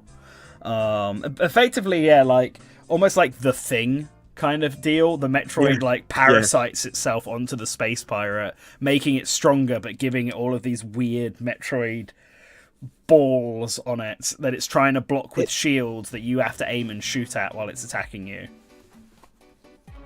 And I guess that's the gimmick for the bosses. Well, it makes me wonder if in the timeline, I mean, and people sometimes don't like to talk about timelines, but it makes me feel like it might be placed after Metroid Fusion, where, like the Federation have fused Metroid DNA to Samus. Maybe the Space Pirates have gone, oh, we can do that, and they're doing the same kind of thing. I don't think it's going to be based there. I feel like the Occam's razor here is that it's just based after Federation Force and before Metroid 2, maybe, which is just where the whole You're Prime probably right. series has been placed. Yeah. Well, like Samus, I mean, there's nothing in the game to imply that Samus isn't a Metroid yet, I suppose, at this point in Metroid Prime 4, but she obviously, her design-wise, she looks more like this isn't the fusion suit. This isn't... This is her typical Prime suit, so... Yeah, that's a good point.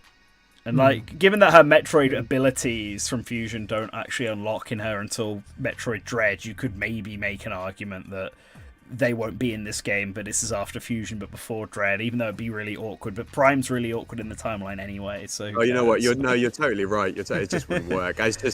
Maybe the Federation copied the Space Pirates then. Maybe the Space Pirates got there Yeah, first. I mean, that's certainly... I mean, this is... this does make me wonder if this is part of what Silex's scheme in general is.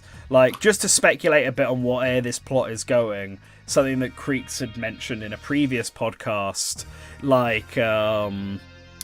is that there's going to be time travel and something involved in this based on a really old interview. And the way that the demo ends is Silex blasting and hitting some artifact that the space pirates are clearly there for, which basically causes it to explode, and everyone in the whole vicinity it fades to white. But my guess is that it then goes from that cutscene to Samus being back in this jungle area that we've seen in the trailer. So I reckon that artifact sends a bunch of people through time, and Samus and all the Federation soldiers and the space pirates and Silex have all been sent back in time to whatever planet they're on hundreds of years in the past, where it's all flora and still like that. Yeah. And that's the game's gimmick is time travel. So it truly is the Sonic CD of the Metroid games. But it's a different planet. It's planet Tanamar. I think that the assault takes place on at the start. It's Tanamar. And then is it Varian for the game? I can't remember. I don't remember. Ozzy says if the calendar year given in this game isn't nonsense, then it should be set after Other M. Okay, so after Other M but before Fusion. It's too much. Yeah, I mean, I personally think that the Metroid Prime games and the mainline Metroid games should just be two separate timelines, because Prime clearly doesn't care about what the main series do, other than the first Metroid. And the main Metroid series doesn't ever care about what Prime does, except for the really shit Ridley cameo in Samus Returns, which nobody likes. So they can just ignore that.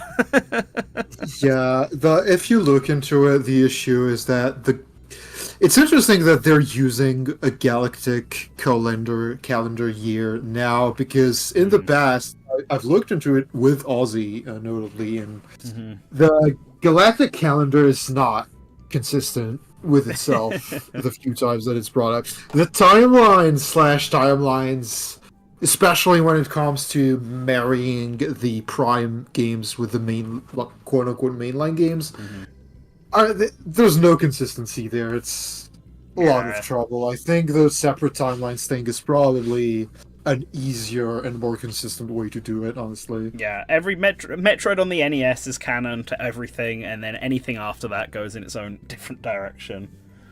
And yeah.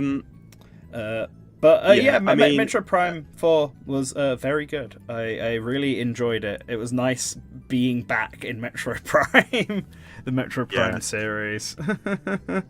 I loved scanning it. I loved all the lore. You know, there was a space pirate ship called, the ship was called Hellfire. I just thought that's awesome. Just a little snippet of lore. You know, the guns that the Federation troops had, there were different like makes that were specified. Just scanning everything and just being back in that mindset of like, you know, get all the information just felt fantastic. And the gameplay, like you said, Josh, is and this is the best compliment you can give it, classic Metroid Prime. Yeah. Like, we'll see how the psychic gimmick, because it's not in the demo, but obviously it's on the picture there. We'll see how that factors in. I wasn't massively impressed by the looks of it in the trailer. It just kind of felt like a weird gimmick so that Metroid Prime has one, but we'll see how it turns out. But overall, Metroid Prime 4 is probably the game I'm most consistently hyped for. Like, Donkey Kong's really good. My only concern with Donkey Kong is I want to see a bit more variety. I have trust in the Mario Odyssey team to be able to do it, and I do like running around and smashing stuff like a big monkey.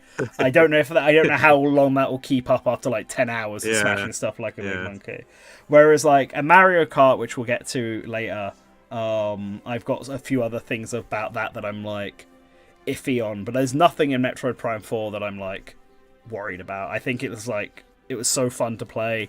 I'll find myself probably swapping between mouse mode and regular mode. Like you said, probably battles I'll go into mouse mode, and then exploring I'll just go into regular mode, and it's like instantaneous, like how that works. So super easy. Credit to them, that is flawless. That's you know, that the switch one to the others. It really flawless is. Transition. So yeah, it's Metro Prime 4. Very good. Do either of you have any last comments you want to say on that? Nope. Just gutted it's not a launch game. True, we do need a release date. Probably, I'm guessing September at this point, but yeah. Well, it depends what they've got planned for Mario's 40th, because that's also going to be September. I just hope it doesn't get buried. I hope they give it the love it needs. I don't think it's going to get buried. I think they need to give it the big marketing push, to be honest. Yeah. Given how long this game has been in development for. How much money has probably gone into it. The tragic thing about Prime 4 is that it's going to have trouble making its money back because of what happened with its development. I hope for the best for them. They deserve to at least not lose money on this massive project. Yeah. So, George, what are you doing now? Because I know you were originally only going to be here for an hour, but it's been like an hour and a half. I gotta bounce. I'm in so much trouble. But it's been so exciting to talk about the Switch 2. I can't believe I got to play it, and it's, you know... the price point is a sticking point. The games, I do think the games are too expensive, but the system itself, I think, is a fair price. It feels gorgeous to play. There's going to be amazing games on it. I'm really excited, and thanks very much for having me on. Thanks for coming on, George. I'll let you go off and make your way home now. Thank you. I'll say, if anybody wants to listen to the show, it's Nintendo Dormant on YouTube. You can also follow it on Blue Sky, Nintendo Dormant yeah, just Nintendo Dormant B-Sky Social. I'll chuck a and, link to it in the description as well of the latest episode. Thank you, you lovely, lovely man. Yeah, the Metroid episode will be up on Wednesday, didn't you say? So that's something to look forward to. It will. Yeah. And you've got a great pitch, Josh. It's very good. Thank you. Yeah. All right. Thanks very much for having me on, guys. I'll catch you soon. Catch you soon. It was nice meeting you. You too. Have fun. Cool. And then there were two. So that's fine because George didn't play this next game that we're going to talk about. It's the really exciting one that I know everyone wants to play. Nintendo Switch 2 Welcome Tour. The absolute classic. Welcome Tour. Yep. I'm seeing talk about the specs of the system in chat. I'm someone who followed a lot of the pre-release, let's say, like, rumor mill, although we actually had concrete information through various leaks. And something that was known before the reveal and was confirmed by official press releases from NVIDIA, the Switch 2 is roughly 10 times more powerful than the Switch 1, around 8 to 10 times in terms of GPU power. Mm-hmm. But yeah, let's talk about Welcome Tour. Let's talk about Welcome Tour. So this is definitely the most controversial game from the thing, and it's mainly just because it's not free. Like that's really it, right? I mean, like the way they set it up was obviously they made it look like, and it is a like manual to explain what the Switch 2 is. And the game really reinforces this. Like, you start off on, I think, the left Joy-Con, the blue one, and then you can't actually get to the Switch hardware itself, the screen, until you've, read all of the tutorials, all of the instruction manuals explaining all the features of the Joy-Con. And then you get to the gate and it's like, have you read everything? And the checklist comes up, it's like, yep, I see you've read all of the notes. Thankfully, we didn't have to do that in the demo. They'd already pre-read the notes for us so that we could just focus on the minigames. But clearly they're emphasizing this as something. I think my headset is glitching out a bit.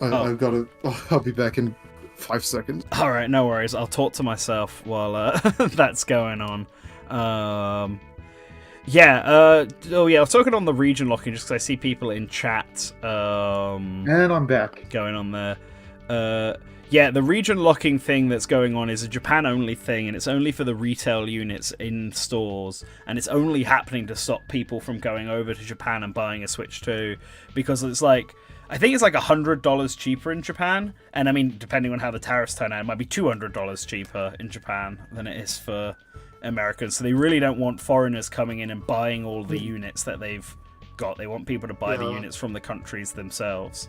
I know that for the PS5, for instance, apparently a good chunk of the Japanese sales are actually imports from other places in Asia, notably mainland China. Mm-hmm. So that is like a big thing that happens. Yeah.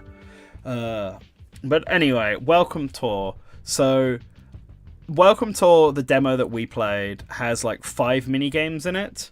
The UFO one, which tests the mouse controls, where you control a little UFO dodging spike balls that rain from the sky. You have to try and survive as long as possible as they get faster and bigger and all sorts. And if you can survive for every single one of these mini games has 2 medals that you can win, one for completing it and one for getting, I guess, what they consider the best score in it. I believe some of them have, from what I saw, I believe some of the minigames at least have like several levels too. Yes, they do. So you can get even more medals by like unlocking the further levels. Yeah, so the UFO minigame, as the example, has 4 different difficulty levels. So once you start on the easy mode, and once you beat that, you then unlock the medium difficulty, and then you unlock the hard difficulty, and then you unlock the very hard or expert difficulty level for it. And that game's to test out mouse mode, and it works quite well. It's very simple. And then the next game after that is the HD Rumble minigame, where you have to try and figure out where along like a ruler it has the highest HD like rumble. Where is it most aggressively rumbling? Yes. And then when you think you've figured out where it is, you press R, and then the game will tell you where you've placed it and where the actual thing is, and give you a distance. And you have to get like within like 20 of the HD Rumble, and that took me a few tries to do. I kept getting 29, which was really annoying. Oh yeah, I failed my first try as well. Yeah. I remember that. It was really funny. It does make me think that the harder difficulties of that will like make it pinpoint accurate. Like you have to get it exactly where the highest one is, which is going to be. Although, from my understanding, I think the first difficulty level seems to specify that it's in the line, so there's a possibility that it would become like 2D in the higher difficulties, maybe 3D. Who knows? Oh, in God. the top ones. God. Yeah, that was fairly fun. There was also one I really liked, which was Guess the Frame Rate. Guess the Frame Rate was the one I was awful at.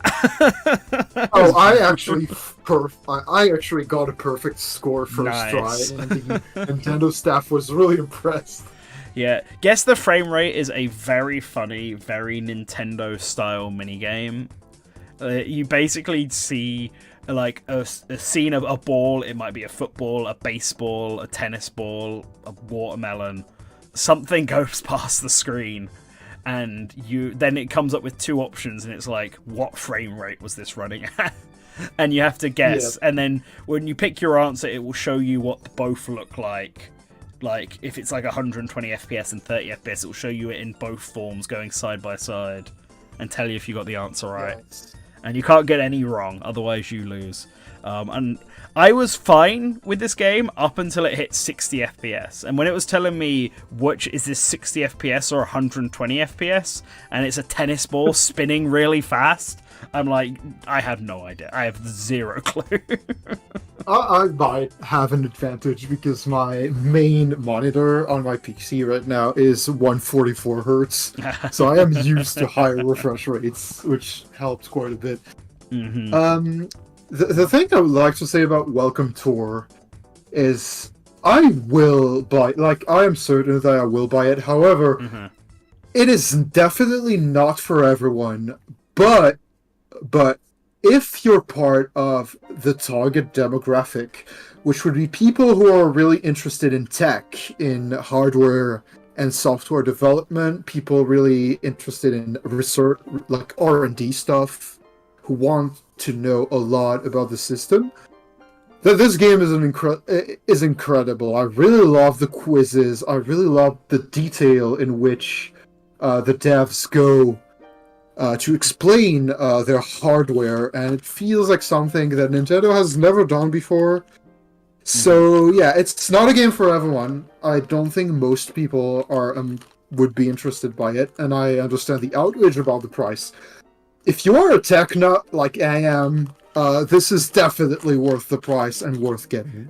Definitely, there's so much in there. See, here is my argument as someone who's not from a tech POV, but I am passively interested in it. I will read all of the stuff in there. But there's someone who's just thinking about this from like a content perspective and what they've kind of got in the game.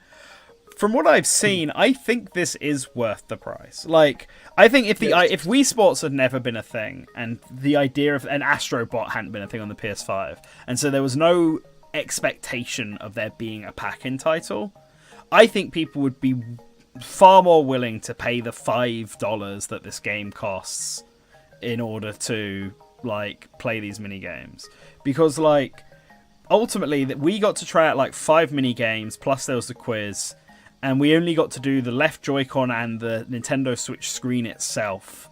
There's the right Joy-Con, which has its own mini games. There's the dock that has its own mini games. I think there might be the Pro Controller that has its own mini games. Oh, is it $10? I think it's something like £6.50 over here in the UK. But maybe that the euro price yet. I know it's the equivalent of 6 USD in Japan, and in the US it'll be 10. I assume in euros it'll be something like 6, 7, 8. Yeah, like. But yeah, like I think. I'm going to be. Sorry. to be very provocative, from what we have been shown so far, there's more to Welcome Tour than there is to Drag and Drive. Yes, there is. 100% Really agree. interesting. There is more to do here in Welcome Tour than Dragon Drive has, which is why I'm hoping that Dragon Drive has more to it, because it's a more expensive game. Yeah. Like, the mini games here are fun. I think playing Super Mario Brothers in 4K is a very silly but kind of fun novelty, where you have the entirety of the first level of Super Mario Brothers on the screen at all times, and it's like, find the 1-up mushroom, go down the pipe, complete the level as Fire Mario. Yeah. And you're seeing it all load up in real time. I saw they like, you know, out of the few checkboxes, one of them is secret, and I immediately knew it was the 1-up. Yes, same. I just got went there it. directly. Yeah, I got it as well. It's like, I do actually kind of like that Mario one, that I was wondering whether you'd be able to run back or not, because obviously it's showing you the whole map, but actually no, it is like loading, it is still just running on Super Mario Brothers code and loading exactly what that game would load. So you see enemies when they would normally go off screen just disappear once they hit the certain threshold that's there. Or if you try to run back at Mario, you would just hit an invisible wall where you weren't allowed to run back anymore. It's really funny. It just looks so funny. Yeah. I thought it was really cute. Yeah, same. And I think that, and there's a Maracas game as well, which is like a HDR HD Rumble demo where you shake the Joy-Con like maracas and feel the maraca ball. That was really funny. I was kind of impressed by the HD Rumble 2 thing, because, you know, I went on the website reading the official material. I saw, oh, now it's called HD Rumble 2, and I made fun of it, but it really does feel like it's quite a bit of a step up from HD Rumble. Funny enough. Yeah. But yeah, Welcome Tour, very controversial. Actually, not that outrageous. This is, I want to say, it doesn't feel like a cash grab. There is passion to this game. Yeah, absolutely. I think there's passion in this game. I think there's going to be enough content to justify this game. I think if there wasn't a preconceived idea that there should be a pack-in title, then people would be, way more people would be all over this game and think it looks cute and would buy it than they seem to be, where it feels like, I feel like a lot of people saw this game, and Nintendo's partly to blame with how they showed it off, but a lot of people saw this game as quite literally an instruction manual with like maybe 2 or 3 tech demos in it and nothing else, and are mad about that, when really it's like a mini game compilation of what's probably between 10 to 15 mini games with a bunch of cool little tech details in it. And I think for $10 or less, I think that's a perfectly reasonable price for this game. Yeah, it feels way fairer than a certain game called 1-2-Switch, which was absolutely alongside the Nintendo Switch one. I think that was definitely very outrageous. Yes, 1-2-Switch was definitely not worth the price, but this absolutely is worth the price. And I would say go buy it myself, because I know I'm going to be buying it, because I quite enjoyed this, and I want to see what other sort of fun mini games they had, because they really do show off each of the core gimmicks of the Switch 2 itself: the HD Rumble, the mouse, the 4K aspect, the gyro. I'm super curious to see what else they've got in store. But yeah, that was Welcome Tour. So I think the next thing to talk about would be the, I guess, DLC for some Nintendo Switch 1 games. And yeah. Why don't we talk about Mario Party first? Mainly because I actually have a pitch for that. I haven't actually got a pitch for Kirby. So Mario Party. Mario Party Jamboree TV. So, Jamboree TV. Okay, so I don't know how much of a hot take this is gonna be. I was actually personally not very convinced by Jamboree TV. I thought the better visuals, etc., are great. I think the content they added is very creative, but I do not think it's that I don't think it's that good or that fun. It's probably worth the price, but I am not the target audience for the camera minigames. Yeah. And the mouse minigames did not feel as good as Metroid did with the mouse mode. Yeah, I don't think that's going to be much of a hot take, because I'm in a very similar position to you. The mouse mini games were like, yeah, these are fine, I guess. The shaking and spraying the bomb mini games is kind of neat. I was really bad at the carry the toads through the electric wire mini game that they have, but the one I liked the most is the one with the cars, the wind-up cars. That one was really fun. That was one of the ones I didn't play. I only played 4 of the 6 mini games. I played the letter one. That was all right. Drag and drop the letters into the bins. We did talk about Drag and Drive earlier in the podcast. For the Talking Song. Yeah, we talked about Drag and Drive before. I think it was the second game we talked about after Donkey Kong. And with Jamboree TV, the thing I was more impressed about with Jamboree TV was the camera itself. Like, I wasn't expecting the camera to be as like wide angle lensed as it actually is. I was the very edge of it. And when I was standing there, I was like instinctively thinking I should be moving closer to the person next to me because I felt like I wasn't going to be in frame. But actually, no, I was like perfectly in frame. And I didn't even think the camera was looking at me, but it was picking me up perfectly. I think technically speaking, I think the camera works really well. I'm just not, like, specifically me, is not among the target audience for camera minigames, unfortunately. Yeah, I get that. My feeling with Jamboree TV is that it would be one of those games where I would play it once when I got it with my friends, and then I would never touch the mode again. Which, in all fairness to it, is exactly the same way I felt about all the other side mini games that are in base form Jamboree. The giant Bowser game. I played a bit more of the rally one where you've got to do a bunch of mini games as fast as possible. The racing one. I've played a ton of that. I've actually... There was an entire time period where that was the only mode we played with friends because it's really, really funny. Yeah, that's a good side mode. But the other side modes are all things I've done once, and Jamboree TV feels like it falls into that category of, this is neat. I'm never going to play this again. Yeah, I do think it's interesting that some of the content, especially the mouse minigames, will be able to be played in a Mario Party like main mode rotation. I mean, I'm glad that's the case. Yeah, I'm not sure whether Mario Party plus mouse will be integrated to the base game, or if it will be like a duplicate mode inside Jamboree TV. It's a bit confusing. I feel like the way it would look at the website. I'm assuming the way it would work, like in current Mario Party Jamboree, you have an option when you go into like the main party mode to be like, do you want motion control games on, yes or no? And you can decide before the game starts, yes, I will have motion control. I'm assuming it's going to be the same way. It will ask you, like, do you want to have mouse mini games, or maybe even do you want to have camera mini games, yes or no? Like, do you have a camera set up? And if you don't, then it's just automatic no. I'm assuming, and the same for the mouse games, I'm assuming that's how it's going to work. Like, the mouse games absolutely need to be part of the main just setup, otherwise I don't think anyone would play them. Because they are just regular mini games. We didn't get to try the roller coaster Either way, game. I think... I didn't either.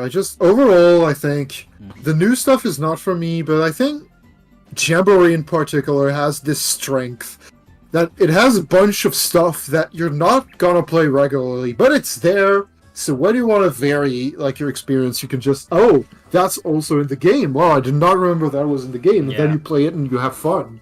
You play it once and then you forget about it. And then a year later, you're like, oh, right, that exists. And you play it again. And I think that's the strength of Jamboree and how content rich it is. And I think those new things do complement Jamboree's design quite well. Yeah. It's just not for me. Yeah, I think that's the same for me. I feel like I feel like I probably won't buy the Jamboree TV thing, because if I'm ever going to play Super Mario Party from my friends, we are probably just going to do it to play the board game stuff.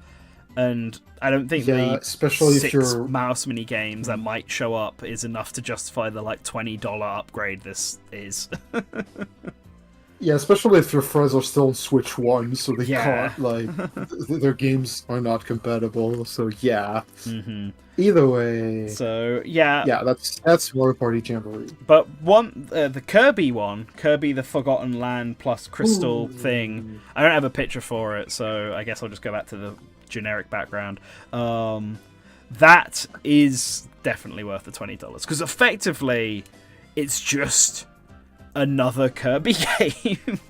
Like, I know, based on how it's set up, it's like playing through Forgotten Land and its regular levels, but there's weird crystal things happening everywhere. And I spoke to the guy from Nintendo who was there, and I was told that to unlock the crystal versions of the levels, you have to have beaten the level once before. So if you have a save file for Forgotten Land already, then you'll automatically have all the crystal stuff unlocked and all the extra content. I'm going to replay the game. Yeah, but if you but you can, like, if you say beat the first level and then go back into the first level, you can immediately do the crystal stuff again.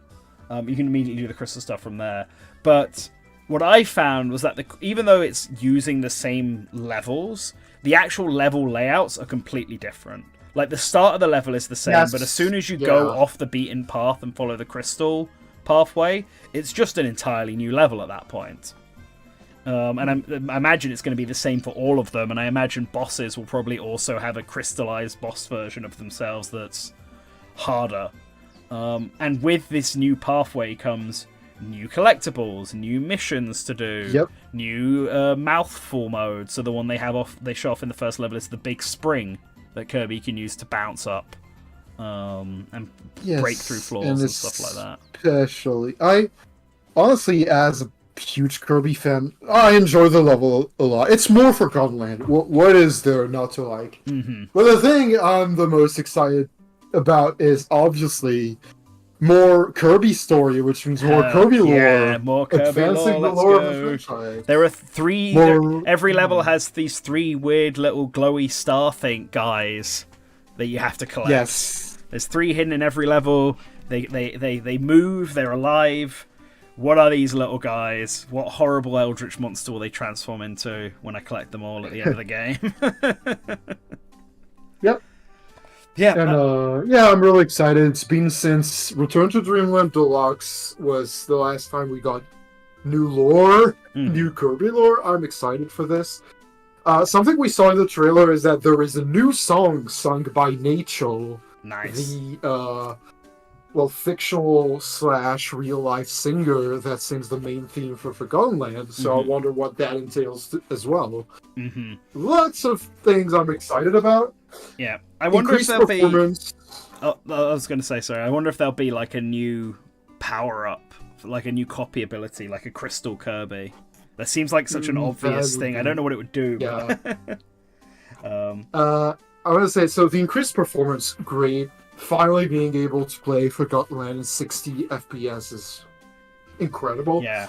I think my main criticism for this Switch 2 edition is that out of all the Switch 2 editions that we've seen for various games, this is the only one, this is the one exception where conceptually this content could have just been DLC for the Switch 1 game. Yes, that's true. There's nothing that we've seen so far. There's no mouse controls. There's nothing camera related. There's nothing really here that would suggest that it needs to be on the Switch 2. It just is, basically. Yeah, the only argument I could see is that the new levels, the new transparency effects, the way the new crystals, etc. looks, is pretty graphically advanced. There is a chance that the Switch one would have been, that those things would have looked significantly worse on Switch 1. Mm-hmm. But still, functionally, that's the only one where the Switch 2 edition doesn't add anything, that doesn't take advantage of the new hardware outside of pure graphical power. But you're right in that the game looks really good. Like visually Oh, yeah. speaking, Kirby. I didn't realize how much better Kirby in the Forgotten Land would actually look and feel and run at 60 FPS. I'm not like a frames person. I never had any issues with Forgotten Land on the Switch 1 itself, but like watching it in 60 FPS, 1080, and I'm like, oh damn, this actually does look way better. Actually, this does look a lot nicer. Shit. It does. So, It does. yeah. Even the resolution bump is like a really good thing. Mm-hmm. I'm a Kirby fan. Like, if you're a Kirby fan somewhat, or even like Kirby games, just pick it up. Honestly, it's probably going to be worth the additional. Oh, absolutely. like I 20 think bucks there. definitely worth the $20. I'll be picking this one up. Yeah. Did you play the GameCube NSO? I did not. Right. I will briefly talk about GameCube NSO then, Alright. because I was really impressed actually by GameCube NSO. Obviously, we need to wait and see when it comes out, and someone like Luigi Blood can go in and actually test the emulator and see how good it is. But based on what I played, F-Zero AX specifically, because the GX, F-Zero GX, it had all of the content unlocked, including the AX Cup, so I played that. Oh, interesting. I did not know that. That's Yeah. actually a good bit of info because I was speculating with some people. What Yeah. did they do to AX? Yes, it's Oh, all the alright. AX stuff is in there and available. So I played with one of the AX characters, the crazy taxi guy. I played on the AX Cup. I did the first 2 rounds. Like, so they only gave us like 10 minutes of Nice. GameCube to play, so I only did 2 races. And like it's just so good. Like it runs really smoothly and it looks really really nice. And like obviously it's not actually, it's not a 1080 game, but like it looks super clean and crisp, running with no frame drops. And I'm like, damn. I was playing with the GameCube controller as well, and I was like, damn, this looks like better than I ever remember it doing. And then it suddenly dawned on me that actually GameCube games, when they like look clean like this and look clear, they probably don't need like any kind of massive graphical update. Like it was nice having Metroid Prime remastered.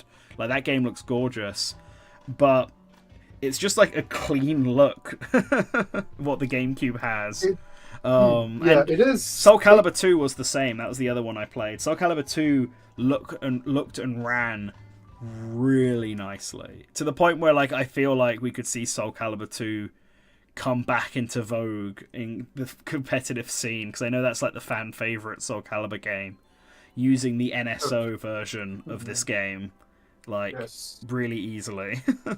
I have a question. Did you play Sunshine in 3D All Stars? Yes, I did. Yes. By any chance? Did this feel like it had less input delay than Sunshine? Because we know Sunshine has about, I'd say, 7 to 8 frames of delay, which was a big deal. I would say it has less, because I don't recall. I'm not the best person to ask about this, but I don't recall there being any kind of input delay when playing this. I see. Maybe there was some slightly, but it didn't feel like that to me.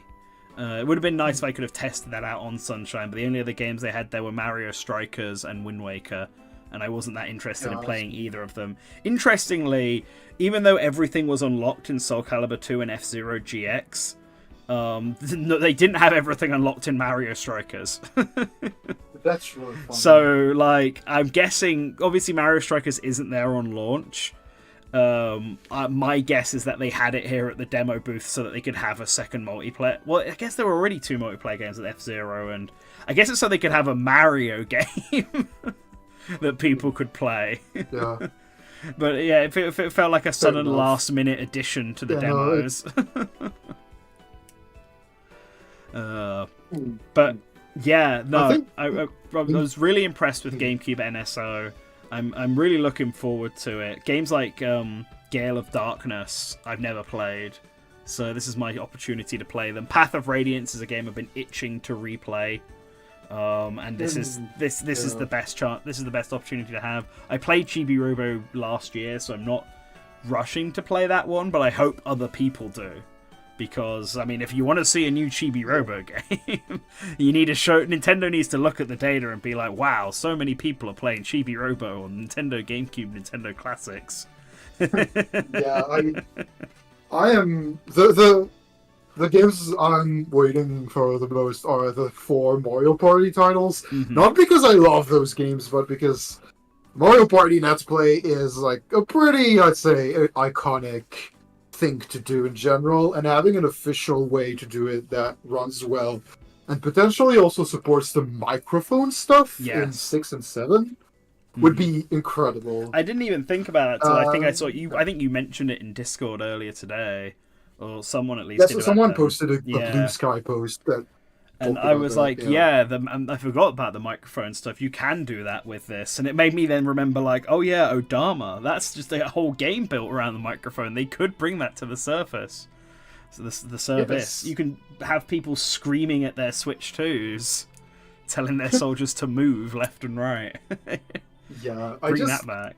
I'm glad GameCube NSO is happening. It is a great way to take advantage of the additional graphical power, because this was not possible on the Switch One, Mhm. even outside of file size concerns, which are another thing entirely. Yeah. The Switch One did not have the required horsepower to offer this experience, hmm whether it's the increased resolution of the games, or the lower input delay. We've seen it with Sunshine, how much the Switch One struggles with running that. hmm It's not even emulation there, it's like a hybrid solution. So glad with the Switch 2 we finally have this thing that has been requested by people for, 10, 15 years at this point. Yeah.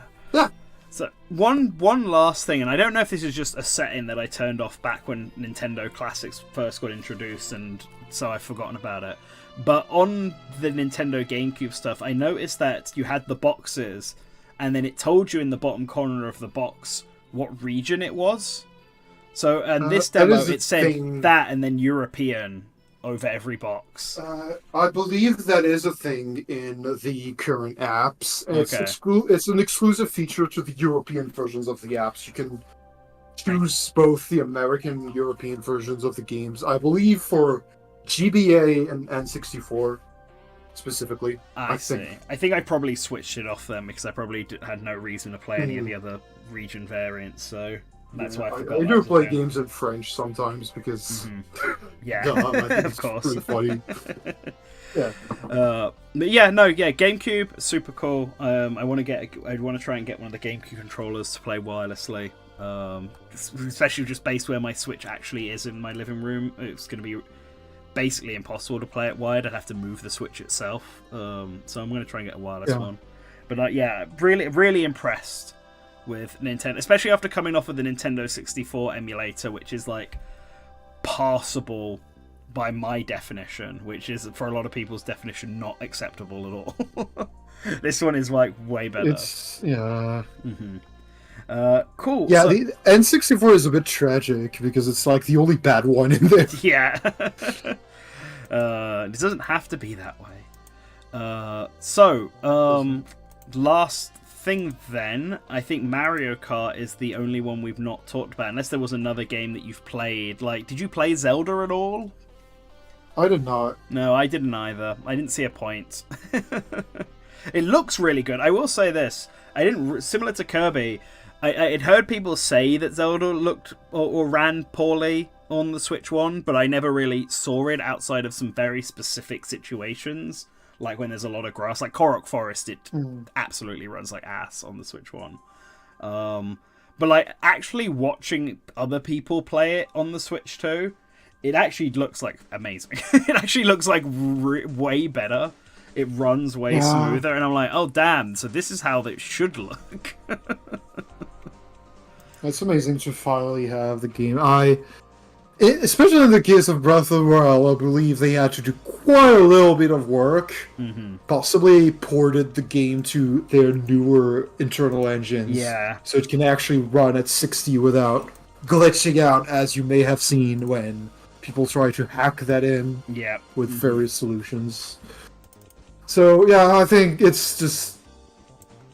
if you've already played the games and are not interested, it's whatever. If you still haven't played the game, or like me, you started but your playthrough is on hold, I think waiting for that and getting that would be worthwhile just for the increased performance, because Jesus, Yeah, for 60 in Zelda is just so great. And you know, having if you have the Nintendo Switch Online expansion pass and you get those upgrades for free. Yes. And you get all the silly mobile phone stuff, which they confirmed today. One of the features of that is that it lets you repair your items. You can do crafting through the mobile app. You add insult to injury, I believe the item repair is an RNG drop that's a daily reward, which makes it even funnier. That is really funny.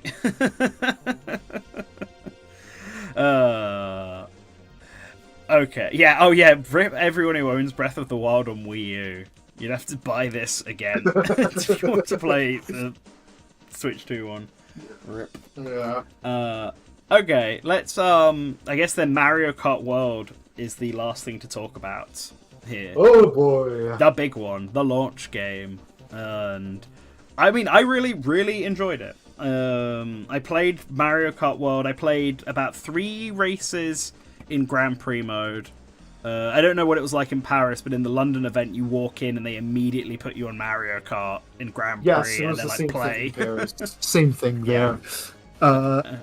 So, I think there's one important thing to mention about that demo, because I see a lot of people making gameplay analysis about the demo footage. As far as I know, every Mario Kart demo on those public show floors had smart steering on and was 100cc. Yes, it was, which did make the game feel a little slow and slightly annoying at times. There was one instance where I was racing and I went to go get the food item bag, which is the new thing that lets you change costumes, because one of the things I was trying to do in this game was see how many costumes there were. And I drove towards it, but you have to go slightly off the road to go get it. And of course, because I went off the road, smart steering kicked in and it tilted me ever so slightly to the right, causing me to completely miss what I was going after. And I was like, oh, come on. And even the Nintendo person next to me was like, oh, come on. Yeah, it's a bit annoying, but it's understandable. They explained to me, the staff member explained to me that it's because very young children are going to be playing Mario Kart. Yeah, no, of course. I understand the reason for doing it, but I'm just like, because it definitely, it was a little too slow for me because it's 100cc. But yeah, I get it, and I do think so. One of the things I really wanted to get into with this was figure out how many costumes and stuff there were, because we've seen a lot of footage and we sort of hit a wall in how many costumes we've seen in the game. And when I tested out Donkey Kong, I was only getting the default costume and the Pro Racer costume he has. And every time I picked one up, it would just swap between the two of them. Which made me think, I guess maybe Donkey Kong only has one costume, which is kind of crazy, especially given that Donkey Kong's own game is going to have him in loads of different costumes. Yeah, from my understanding, the Mario Kart demo that's playable for now in Paris, London, NYC, Los Angeles is very limited. Yes, compared to the full, they definitely locked a lot of things away, and I believe a lot of stuff is going to get revealed next week at the Direct. For sure, and I think the thing that confirmed this for me is when I was playing as Rosalina later on. I was using her Pro Racer outfit, and I picked up the thing, and I got her touring outfit that we've already seen in the trailer. But then when I picked up another one, it just took her back to the Pro Racing one, and it just jumped between those two for the whole race. And we know Rosalina has more costumes than that, and so I'm like, I wonder if either the demo just has a bunch of stuff that it just won't access, or if you can only actually swap between one or two, so you couldn't get multiple costumes in a single race. You only get the one you start with, and then one bonus one. It will just jump between them as you pick those food items up, and so that's how they're locking out these costumes for characters like Donkey Kong and Birdo and stuff, where we've seen very few costumes for them. Which I mean, personally, I hope that's the case, because I want everyone to have 10 costumes each, because I want that variety. I want more content, please. But the way that most of the demos were the 24 rally ones, where they were cheering and clapping people in, making a big thing about Yeah, it. Everyone I booed played when that. lightning struck. Everyone booed. I played that. I got eliminated right before the final elimination round. I got 8th, I believe. That was like a heartbreaker. Yeah, I got Mario Karted. I got Mario Kart. There's one moment where I was in first, and I got Mario Karted so badly I went from first to 20th in front of the checkpoint. I just scraped, scraped by. So I did the rally mode 4 times, I believe it was. 3 out of them 4 times I got the same bloody cloud rally. Over people, it kept being because it's sort of random one. You pick which one you want to do. Everyone pick, all 24 racers pick, and then it randomly chooses one from those 24. And that was just like, I kept getting the same stupid course over and over again. It was only the very last time that I got the Cherry Cup, so I could try something different for once. But I played as the cow, I played as Nabbit, I played as Goomba, I played as Rosalina, Daisy, and Wario. And my takeaway is that the cow is very good. Nabbit is the one I did the best on. I came second place as Nabbit. Oh yeah, the cow actually feels like a good character fully. Yeah, like cow I did in Grand Prix, so I couldn't test in the in the big rally, but there was always a cow in rally in the final 4, basically every time. So Goomba was garbage. I'm sorry, Goomba fans. Goomba sucks. I don't think it's a good character in this. Coming from the Mario Kart nerd side of things, the more quote-unquote competitive side, I have a few remarks on the game. So the driving feels a bit more weighty. Your kart really feels heavier than in 8. You cannot do easy realignment hops like you could in 8 Deluxe.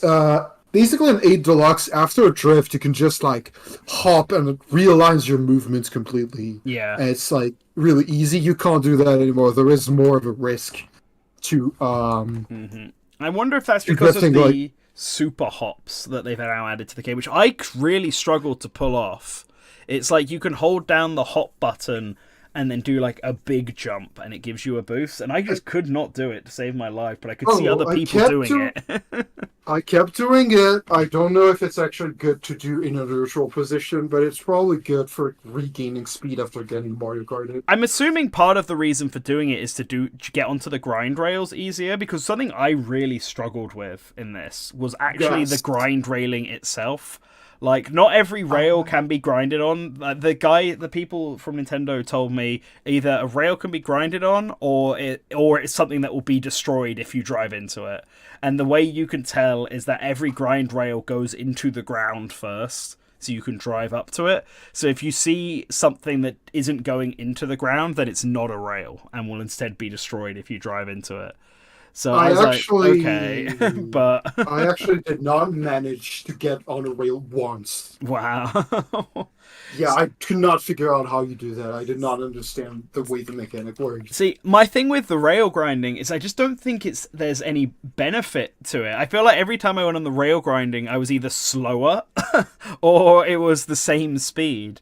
The big moment for me was there's in the Cloud Rally, there's a part where you leave Crown City and you cross what is effectively the Golden Gate Bridge as you head to the next area, and it's just a straight where you're dodging traffic. But if you wanted to, you could take a page out of Shadow the Hedgehog's book and rail grind up and down the bridge with like little boosters that speed you up. And so I saw that and I went for it, and I used the boosters, and I'm doing this rail grinding up and down the bridge. But after me and the Nintendo rep were like, yeah, let's go. And then after a minute of it, we're like, this is not faster than driving, is it? I'm still in 10th place. I have not changed. I've not gone down, but I've not gone up in position either. So I ended up jumping off of it instead. Yeah, I feel like it's going to be something that's more about driving lines. Like you take a rail to cut a corner really tight, but then you hop off it because it will be slower if you stay on it. Mm-hmm. Well, I guess we'll see. It definitely feels like there's a lot of shortcuts that may be the rail grinding, because there was a few instances, especially in the last cup, where like I'm driving, I'm like in second place, like I'm following the path around, and then suddenly out of nowhere a cow comes flying overhead and lands in first place, and I'm like, where the hell did you come from? Just coming from like complete opposite direction. And that's actually kind of related to something I noticed in this game that reminded me of Mario Golf World Tour, or Super Rush even, sorry, the Switch one, in that because this game is open world, I don't really know if Lakitu picks the player up and puts them back on the track. Like, there were so many instances where I went from like 20th place to first place because I got a mushroom, and rather than following the track around, I was just like, I see the end of the track off in the far distance there, so I'm just going to blast my way in a straight line across the dirt, ignoring the actual track, and get back onto the track further ahead than everyone else did. And it works every single time. So that's how I made a lot of my comebacks. I see. Speaking of comebacks, big item rebalance there, even outside of the new items. I believe the lightning has been way nerfed. Yes, it has. It doesn't last as long. But you get like shots for longer. But the star has been nerfed. Mm-hmm. The star, you can pick the star up. Sometimes you'll randomly get a star drop on the map, I noticed, if you're further behind. Yeah. Like a shooting star will fall down from the sky and land on the map, and you can pick that up to get a star as an item that way. Lightning only strikes in front of the player now. As well. The star is nerfed because I believe it takes up a slot while it's active now. Oh, does it? Yes, that's what I remember. Mega Mushroom's the same way. Yeah, I think the Golden Mushroom has finally been buffed. Yes, the Golden Mushroom years of being really mediocre. I think the mushrooms in general are probably the most vital item in this game. Like, the Golden Mushroom, the Triple Mushroom, the Regular Mushroom, the food items, which also just act as a mushroom, are all like probably the most useful thing I found in this. That's what I used every single time to get to the front of the pack and survive being knocked out in the knockout rallies. The mushrooms are super vital in this. Yeah, and finally something that I found really interesting mechanically is that now you can infinitely trick while in midair, and your tricks are directional. Which means that you can actually act on your trajectory after boost ramp that leaves you in the air. Which is something that has always been kind of a thing in both Wii 7 and 8, where you trick off a ramp, but then you cannot act on your trajectory anymore. So if you're misaligned, you're screwed. But in this game, if you're misaligned, you can like side trick and it realigns your trajectory and you can fall on the track properly. It's really good. Yeah, one thing I did also in this game, when you get hit, this reminds me a lot of Mario Kart 64, but when you get hit by stuff, you don't, depending on which angle you get hit by, you don't immediately spin out. Like, you can get hit from the side or get hit by a car, and the car will tilt up on its side, but as long as you, like, rebalance yourself a bit, you'll land back down and just drive ahead like normal. Like, depending on the force of whatever you're hit by, and this is the same if people hit you with mushrooms from behind, or the bullet bill, or anything like that, you can, like, prevent yourself from spinning out. Like, I think Mario Kart 64 is the only game where that was the case, unless Super Mario Kart also had that. Which I think is a pretty neat mechanic. 64 is funny because 64 has this mechanic where if you tilt the stick too often, it'll spin you out. Yes. But you can indeed prevent it by, like, releasing the A button, and then it says you're good again, and you can accelerate again. Really irritating there, but in world it might be really interesting. Like that. There's a lot of little neat mechanics in there. I think in terms of on the item front, as a Tour player, I think the hammer item is definitely nerfed based on how it was on Tour. And I don't think the hammer is particularly great. The coin block, on the other hand, is like way better in this game than it is in Tour. Coins in general, you now get Because 20 in of Tor, them. it's the best item in terms of score. Yeah, it's the best item By in terms far. of score, but the way it works in Tor is that it throws coins all over the place, right? And so you have to also Yes. drive into the coins to collect them, but it does loads of them.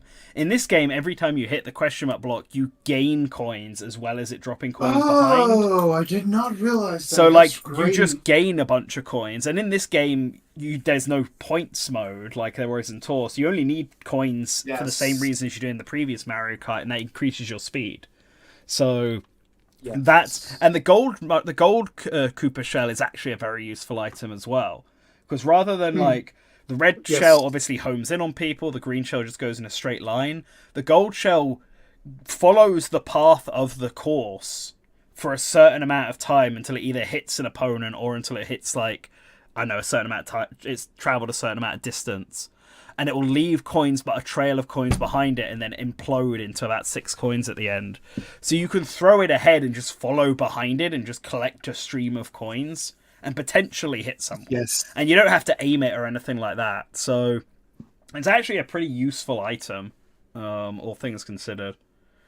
So yeah, the gold shell's pretty good. The bullet bill, I think, is also better in this game than in 8, I think.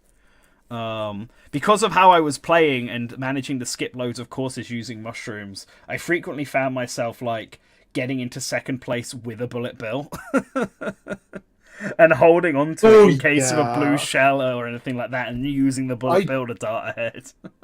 I dodged a blue shell with a star during one of my first Nice. sessions. Yeah. I think because the races are longer, you get a higher frequency of like lightning strikes and blue shells happening in this game.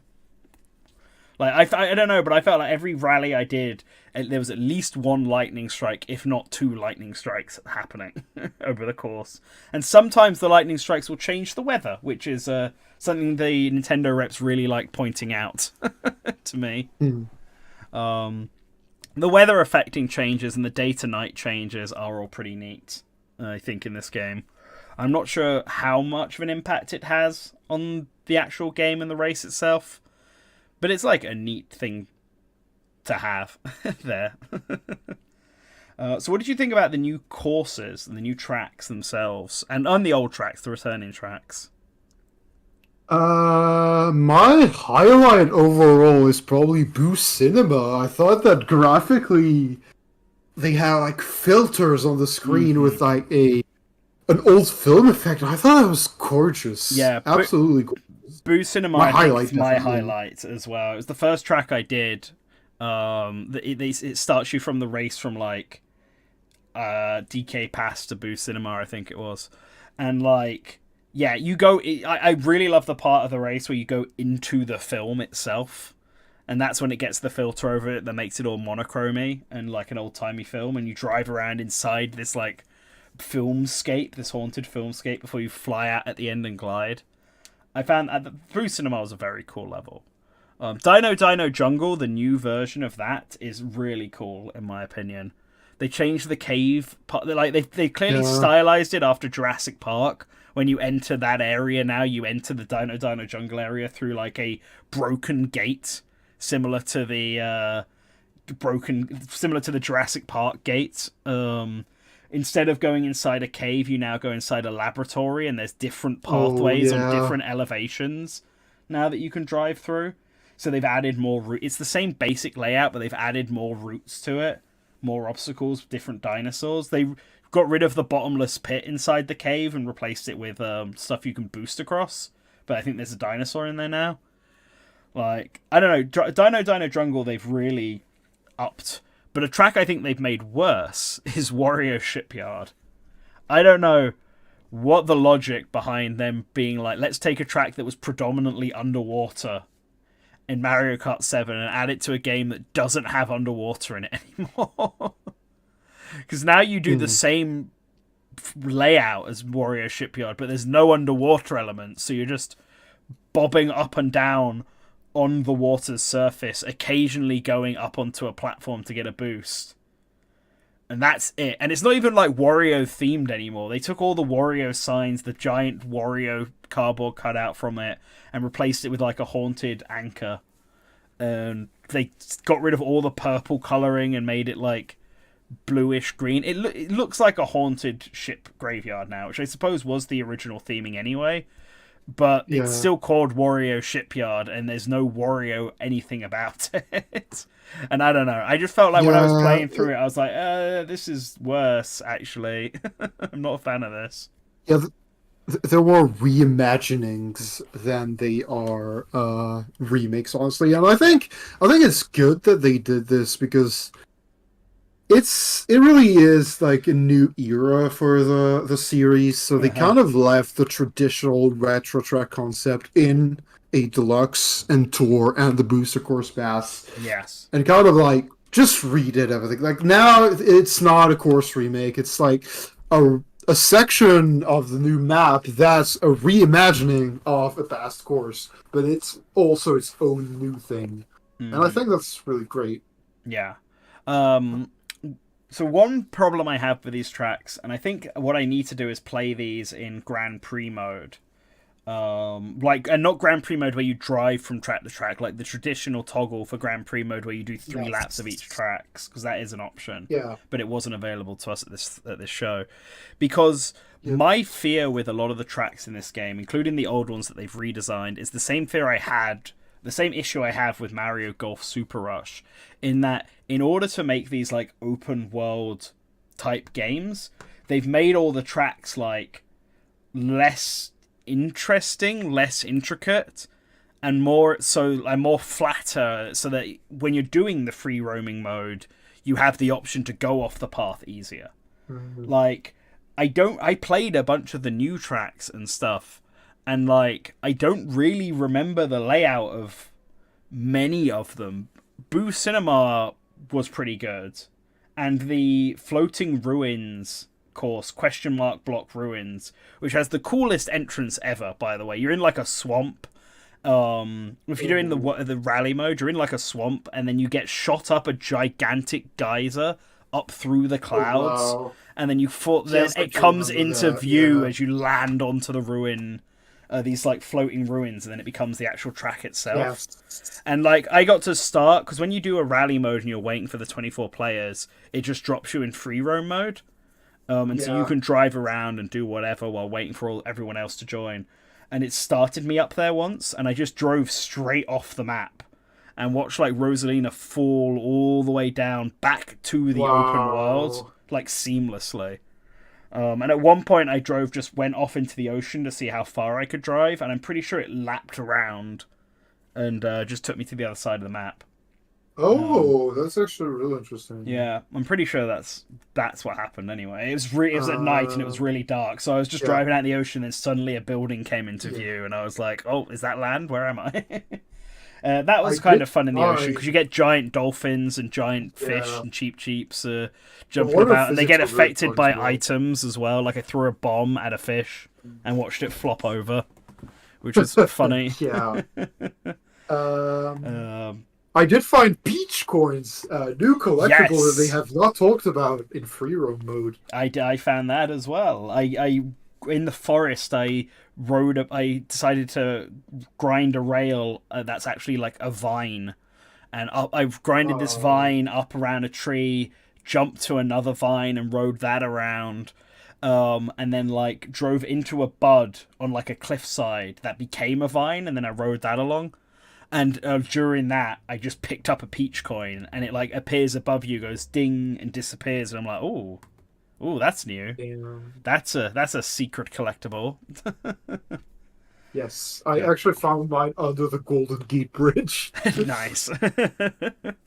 I think I saw one on the way to Cheap Cheap Falls. One of my missions for this was to confirm that Cheap Cheap Falls is the official English name for the level, and it is. So I drove there, and I actually drove up the waterfall as Wario. Like I did the course in reverse as Wario, which was kind of fun.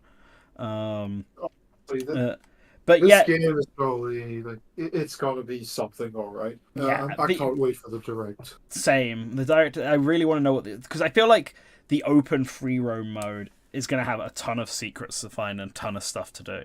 And it will just be really fun to drive around and see all the sights and stuff. Like, I'm really interested in driving up to Daisy and Rosalina's palaces and just checking out what they've done for them. Because those will be new. Rosalina's is obviously going to be based on the Comet Observatory, but Daisy's is like entirely new thing.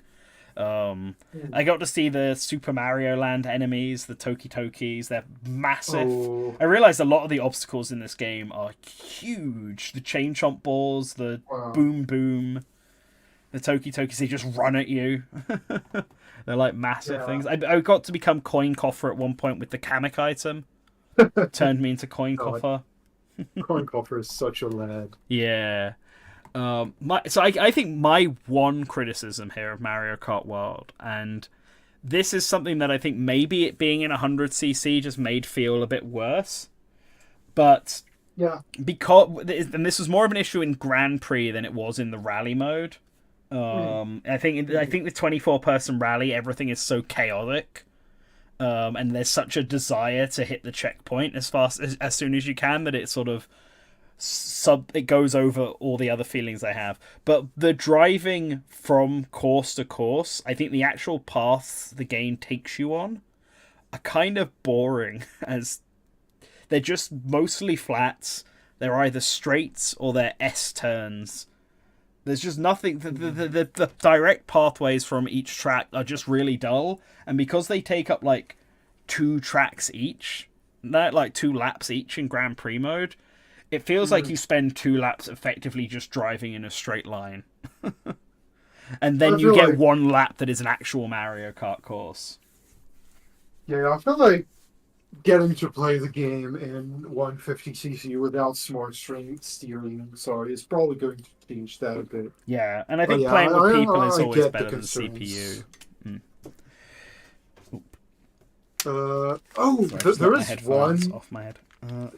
There is one major thing I'd like to talk about, and it's the discovery that has been made, at least by some users of the Source Gaming Discord, which is that the game has such a massive amount of new arrangements of both past Mario Kart music tracks and past Mario series tracks, including even Wario Land somehow. Yes. There is, I think, something like 40 or 50 new arrangements outside of the main courses that all play in the intermission areas. And I cannot wait to actually hear them in full and in high quality, because I am a big fan of the music of Mario Kart 8. That soundtrack helped me discover my favorite band, which is T-Square, a Japanese jazz fusion band. I absolutely adore the music of Mario Kart as of recently. I really cannot wait to hear these new arrangements. The worst part is that there's even new arrangements of tracks, or at least music tracks from 8 and Tour, which is really funny to think about. Yeah.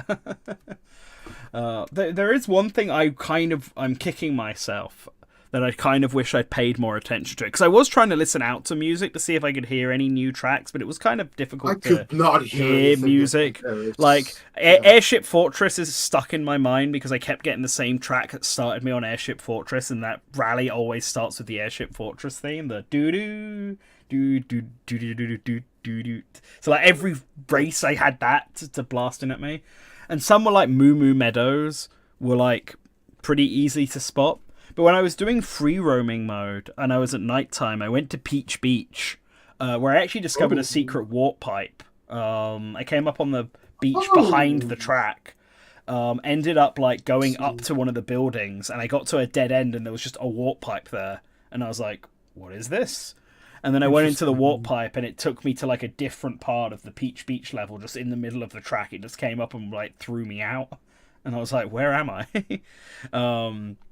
But like, I want to say that when I was driving around Peach Beach at night, it played like a night variant of the Peach Beach theme.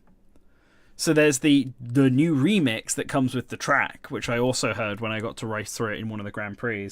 But also when you go there at night, there is also I guess like a softer version of the song that was playing. Like, I want to. It's something that's just sitting in my mind that at the time when I heard it, I didn't really think anything of it. But then when we were talking about music in the Source Gaming Discord, and I was like, "Oh yeah, that would be new, wouldn't it? That would be a second remix of a song that's in this game." Yeah. Yeah, the soundtrack is like awesome. I'm really curious to see the new carts as well. Like the demo obviously didn't have all of the carts. There was no dolphin cart, and we know that's in the game. Yeah, So- I do not think the character and card selection screen we've seen is final at all. Yeah, no, That would be a agreed. really awkward layout, but I really do not think it's the thing we're getting in the final game. Yes, for sure. But we won't have long to wait for Mario Kart World because it's coming out on launch day. It's going to be glorious. We're getting the direct next Thursday. That should hopefully Yes. give us more information. Hopefully we'll find out if boss battles are a thing. Hopefully we'll see another character that we've not seen, so we can confirm Yeah. that there are more characters on the way. I feel like with the way they've handled the new races in this, where they're clearly just obstacles or NPCs or stuff like that you can find. Like, there's not a single racer other than maybe... There's not a single new racer, because Nabbit's obviously come back from a different game. There's not a single new racer that is not also just a random hazard in a stage. I just love that. I love how they've completely upended the fan discussions about new Mario Kart characters. Anyone can be it. Anyone can be a racer. You can be a skeleton fish with no arms or legs. And you can still drive. It's so funny because in speculation you had the camp of Smash Kart, right? Who were saying, "Oh yes, we're getting Sonic and Pac-Man and such in the game." And you had the hardcore Mario fan camp who were like, "Oh yeah, I hope we get characters from the Mario RPGs, like I don't know, like Fawful and Paper Mario characters, etc." And then Nintendo just barges in and says, "Here's the cow from Moon Meadows. Here's Coin Coffer. Here's random enemies," and everyone loved it in the end. And I like what they did there. Same. Now that they've done it, now that they've turned around and been like, well, we can just make any random ass bystander a racer. I want to do more of them. They've got all these models here. There's a Sledge Bro model. There's a Paratrooper model, the Super Coopers, the Toki Tokis. I want them all playable now. Boom Boom is in the game. Put him in a car. Put Cloud in a car. Do whatever you need to do. Oh yeah, the biggest absence in that roster so far to me is Diddy Kong, of course, and the other Kongs. But the bigger one to me that I think is really strange is the Koopalings, who are completely missing. I can understand the Koopalings and the Kongs being gone because they kind of... You can't just have one Koopaling, you have to have like all 7 of them. And I can understand them not wanting to bring them all back when they want the roster to have like more new characters. The Kongs as well, I totally understand where they're gone, although I would have liked Diddy Kong to be around. Same for like... I'm surprised the Metals are gone. They feel like they would have been really easy costumes, but we've now seen all 10 of Mario's costumes, and there is no Metal Mario or Tanuki Mario in sight. So... Yeah, I mean, unfortunately, like, it may be linked to the fact that the metal characters aren't really popular at all. I mean, the problem is that, okay, a bit technical, but nobody used the metal characters in 8 Deluxe Online because they were absolute garbage in terms of competition and how good their stats are. I thought Metal Mario was meant to be really good. Was that in base 8? Yes, so here's why it's funny.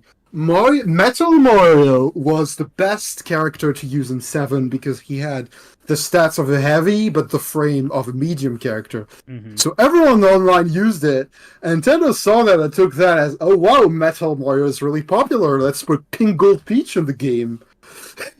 But then now, those 2 characters are really bad, so who knows, maybe Nintendo is taking that as, oh, people do not like Metal Mario and Pink Gold Peach, let's not put them in the next game. Who knows? Mm-hmm. Right, do we have anything else we want to say about Mario Kart World because we've been streaming now for like 2.5 hours. I think it's been. Yeah, it's And we've gone through every other Switch 2 game that we played. I didn't play any of the third-party ones, mostly because most of those games I had played already before. So. Yes, same. There was quite a bit of like people playing it. I didn't want to wait too much. Yeah. But do we have anything else we want to say on Mario Kart World or the Switch 2 before I start wrapping this all up? I do not. I just overall really happy about everything I saw from the games. Mm-hmm. I'm really happy about the hardware itself.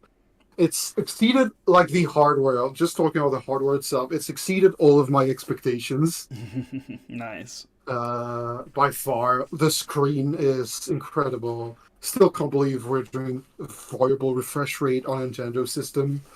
Still can't believe 120 frames per second. Still cannot believe that HDR screen. I'm just really, really happy. Very solid premium device they have there. Mm-hmm. For sure. And yeah, I mean, I echo all of those sentiments. It's a super cool device. It looks super nice. All the games they've shown off for it, other than like maybe like Dragon Drive, I need to see a bit more of. I mean, I will definitely get it. I want to support Nintendo in their new efforts with new IPs. Even if I'm not very good at it, I'll still give it a fair shake. But I would like to see a bit more of it, especially at the moment, because Welcome Tour currently looks like it's got more more depth to it than. Yes. Yeah. Or at least more stuff to do. I don't think that's because Dragon Drive has a lot of depth to its mechanics. You just need to it just doesn't have then do a lot with them. Yeah. The way I put it is people criticized ARMS for its amount of content back then, and ARMS had exponentially more than what we've seen from Dragon Drive. So, yeah. Yep. All right, I think we're good to wrap this up. So thanks, Rosetta, for joining me on this. You're welcome. I don't know when the next Good Morning Source Gaming is. I'm actually on holiday from tomorrow onwards, so you probably won't hear a peep from me for a good week or so. There is actually something. I'm going to set it up tonight. If you've seen the videos or the announcement in this Discord, we're running a Nintendo Switch retrospective poll, which is a survey poll to fill out, going over the Nintendo Switch 1, your feelings of it, what you liked, what you didn't like, etc. And we're going to have the results of that out the same week that the Switch 2 itself comes out. I'm going to do a post on the Source Gaming website, because because I just hadn't got around to doing that yet. But the poll's going to be open until May 10th right now. So I need to repost that before I go on holiday tomorrow. So look out for that today. Right. But yeah, other than that, thank you everyone for joining. Putting the patrons on screen right now. I'm not actually sure if this is the latest one. I should have probably checked that before. But thank you to all of our patrons anyway, if you're on here or not. Thank you very much for having me on as well. As my last word, I would like to say, please buy Inazuma 11 Victory Road for the Switch, the PC, and the PS4. Comes out in end of August.